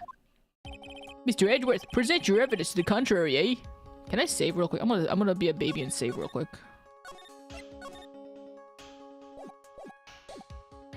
Evidence that the outgoing tracks were not covered by snow. I have weather data. Okay. Looks like it worked. Witness, please tell us again what time it was when you witnessed the crime. Like I said, it was around 11. Of course. That means that the weapon was thrown away after that time, correct? On that note, please take a look at this data. It is the weather report for Eagle Mountain on the night of the murder. The weather report? Snow started to fall at 7 p.m., but it stopped at around 10:50. Therefore, when the sister witnessed the crime at 11 p.m., the snow had already stopped falling. It is impossible for any tracks made after that time to have been covered up. Ah! So I wonder if the brown things that I'm looking at that look like cat legs is actually the back of her sandals. That might be it. I guess it didn't occur to me that her feet were that big. Order! Order! Very well then. It looks like Miss Von Karma's claim has been snowed in. You get it? Because James Snowden. It's too soon to be closing this trial due to snow. Miles Edgeworth, how pathetic of you to rely on the weather of all things. Answer me this then. When is a weather report ever correct? No. You've got it all wrong. This isn't a forecast. This is actual data. Forecast data. All weather reports have some inaccuracies. It may have still been snowing in the vicinity well past 11 p.m. It's true. We cannot be totally sure, eh? What? How did she pull that off?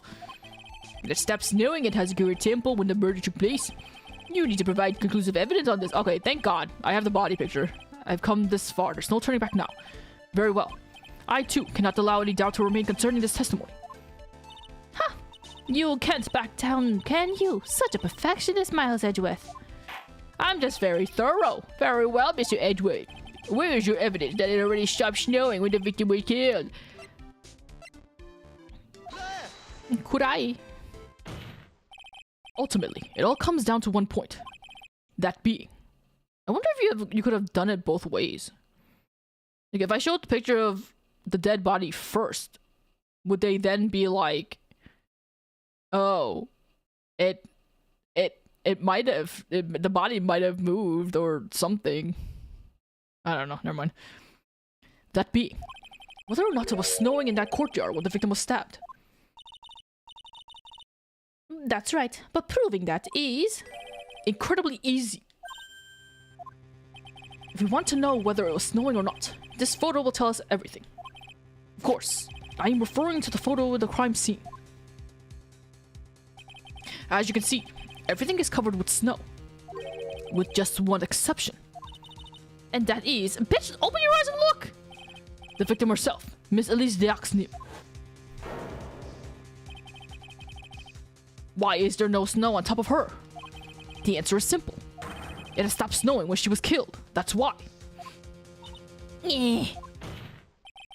In other words, if the killer really did go to Eagle River to dispose of the murder weapon, then in this photograph, there should be 2 sets of tracks.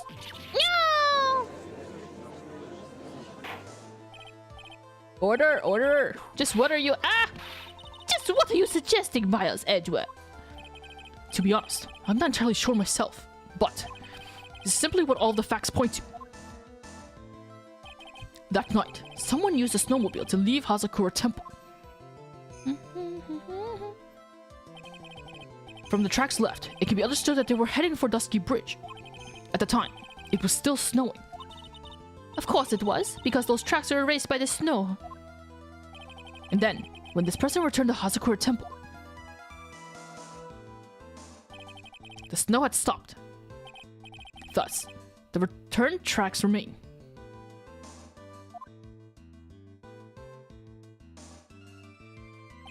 Can I say something? This all sounds a bit fishy to me. What does, sister? There is only one key for the snowmobile. Furthermore, on the night in question, we know that the defendant had it. The key was found in her room after the murder.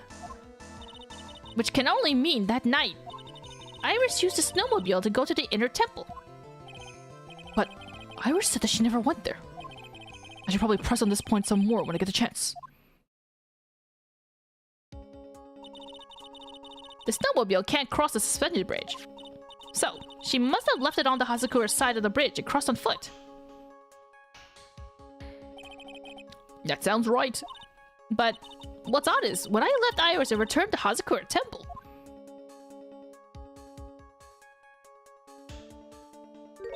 I didn't see anything near Dusky Bridge. You must have failed to see it, sister. Maybe, but when I made it back to Hazakura Temple... Excuse me. It was there, by the main gate. The snowmobile, I mean. I know what I saw. It was covered in snow, too. But that's isn't possible. Order in the court. What does this all mean? So then what was the snowmobile used for? It wasn't taken by the defendant when she went to the inner temple. If it had been, then the witness couldn't possibly have seen it by the gate. Furthermore, it wasn't used by the killer to dispose of the murder weapon. If that was the case, there should be 2 sets of tracks in this photo. All we know is this. After it stopped snowing, someone used the snowmobile to return to Hazakura Temple. I never thought a simple snowmobile could cause so much trouble. I think we've learned all we can from this witness. Yes, I've nothing more to add. I've told you everything that I know. But then, that still leaves us with the same problem. If only there was someone, a witness who could testify to have seen the snowmobile. A witness, huh? Was there no one out walking, perhaps, near Dusky Bridge on that night? I don't think that's likely. It was cold enough to freeze your ears off. Only an idiot would go out wandering in that. Unless they had something really important to do. That's a shame. Hold on. Something is coming to me. An idiot may well have gone wandering out on that subarctic night. Your Honor, actually, there just might be one individual who may be able to help us. Really? You know of someone who might have seen the snowmobile on the night of the murder. I don't know for sure if he saw it or not. But there are 2 things about him that do come to mind. Which are? First, that he saw something incredible on the night of the murder. And the second being, this individual that I am thinking of went wandering outside on that cold night. In other words, he is our kind of idiot. Mr. Edgeworth, who is this idiot you're talking about? He must be an absolute fucking idiot. Not you. This guy must be a product of Jean-Luc Deladuc Guide to Obnoxious French Painting. This is Larry Butts, a disciple of the victim Elise Dioxnam. Her student? Interesting. And why was he wandering around outside on the night of the murder? That's... I could tell them all about his design for Iris. But it may cost us his credibility as a witness before I even call him. He is, after all, an artist. He was perhaps searching for something in the snowy scenery that would move him. Although I cannot guarantee that this is the reason. And so, this unfortunate, unreliable-looking man, what exactly was it that he saw? I intend to extract that from him right here in this courtroom. Summon this youth as a witness immediately. I have no choice, do I? I believe he's in the gallery for this trial. It will not take long to summon him. Yeah, you hear that, Larry? You're in the gallery, means you're watching this trial. I'm coming for your ass. Very well. Larry, you may have escaped me yesterday. But today, I'm going to get everything out of you. Wow. Court will now adjourn for a 20-minute break. Miss Von Karma, please see to preparing the next witness. Understood, Your Honor. Good. Well then, court is now in recess. 20-minute break, more like a week break, because this is where I'm stopping.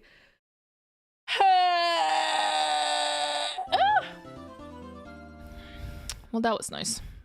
Made some progress. Made some good progress.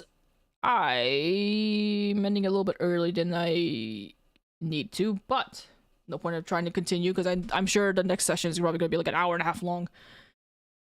But we made some decent progress. We got through an investigation and we got through a little bit of court. So there's just more court and then more investigating and then even more court. It's gonna be a whole thing. Man, oh man. It's long, but it'll be worth it. It's a good one. Alright. That's it. That is it for me today. Thanks for watching. How do I leave? Shut up, Iris. You're cute, but shut up. I'm getting out of here. What is X? There you go.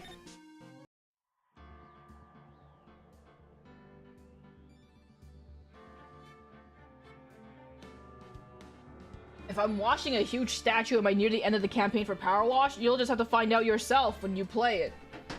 I ain't spoiling shit for you. Anyway, thanks for watching me play more Ace Attorney. Soon enough, we'll finally have beaten this trilogy once and for all. It's been a long time coming. Fine, you want to answer? You are not near the end of the campaign, I don't think. I don't remember where the statue shows up, but that's not the last thing. You'll know what the last thing is. There's your answer. Anyway, next time I'll stream will be whenever I stream again. It'll be whatever I feel like doing. That's it. Have a good rest of your day. Enjoy your time to yourself. Drink of the water. Eat of the food. Eat a fried egg. And then you'll be you.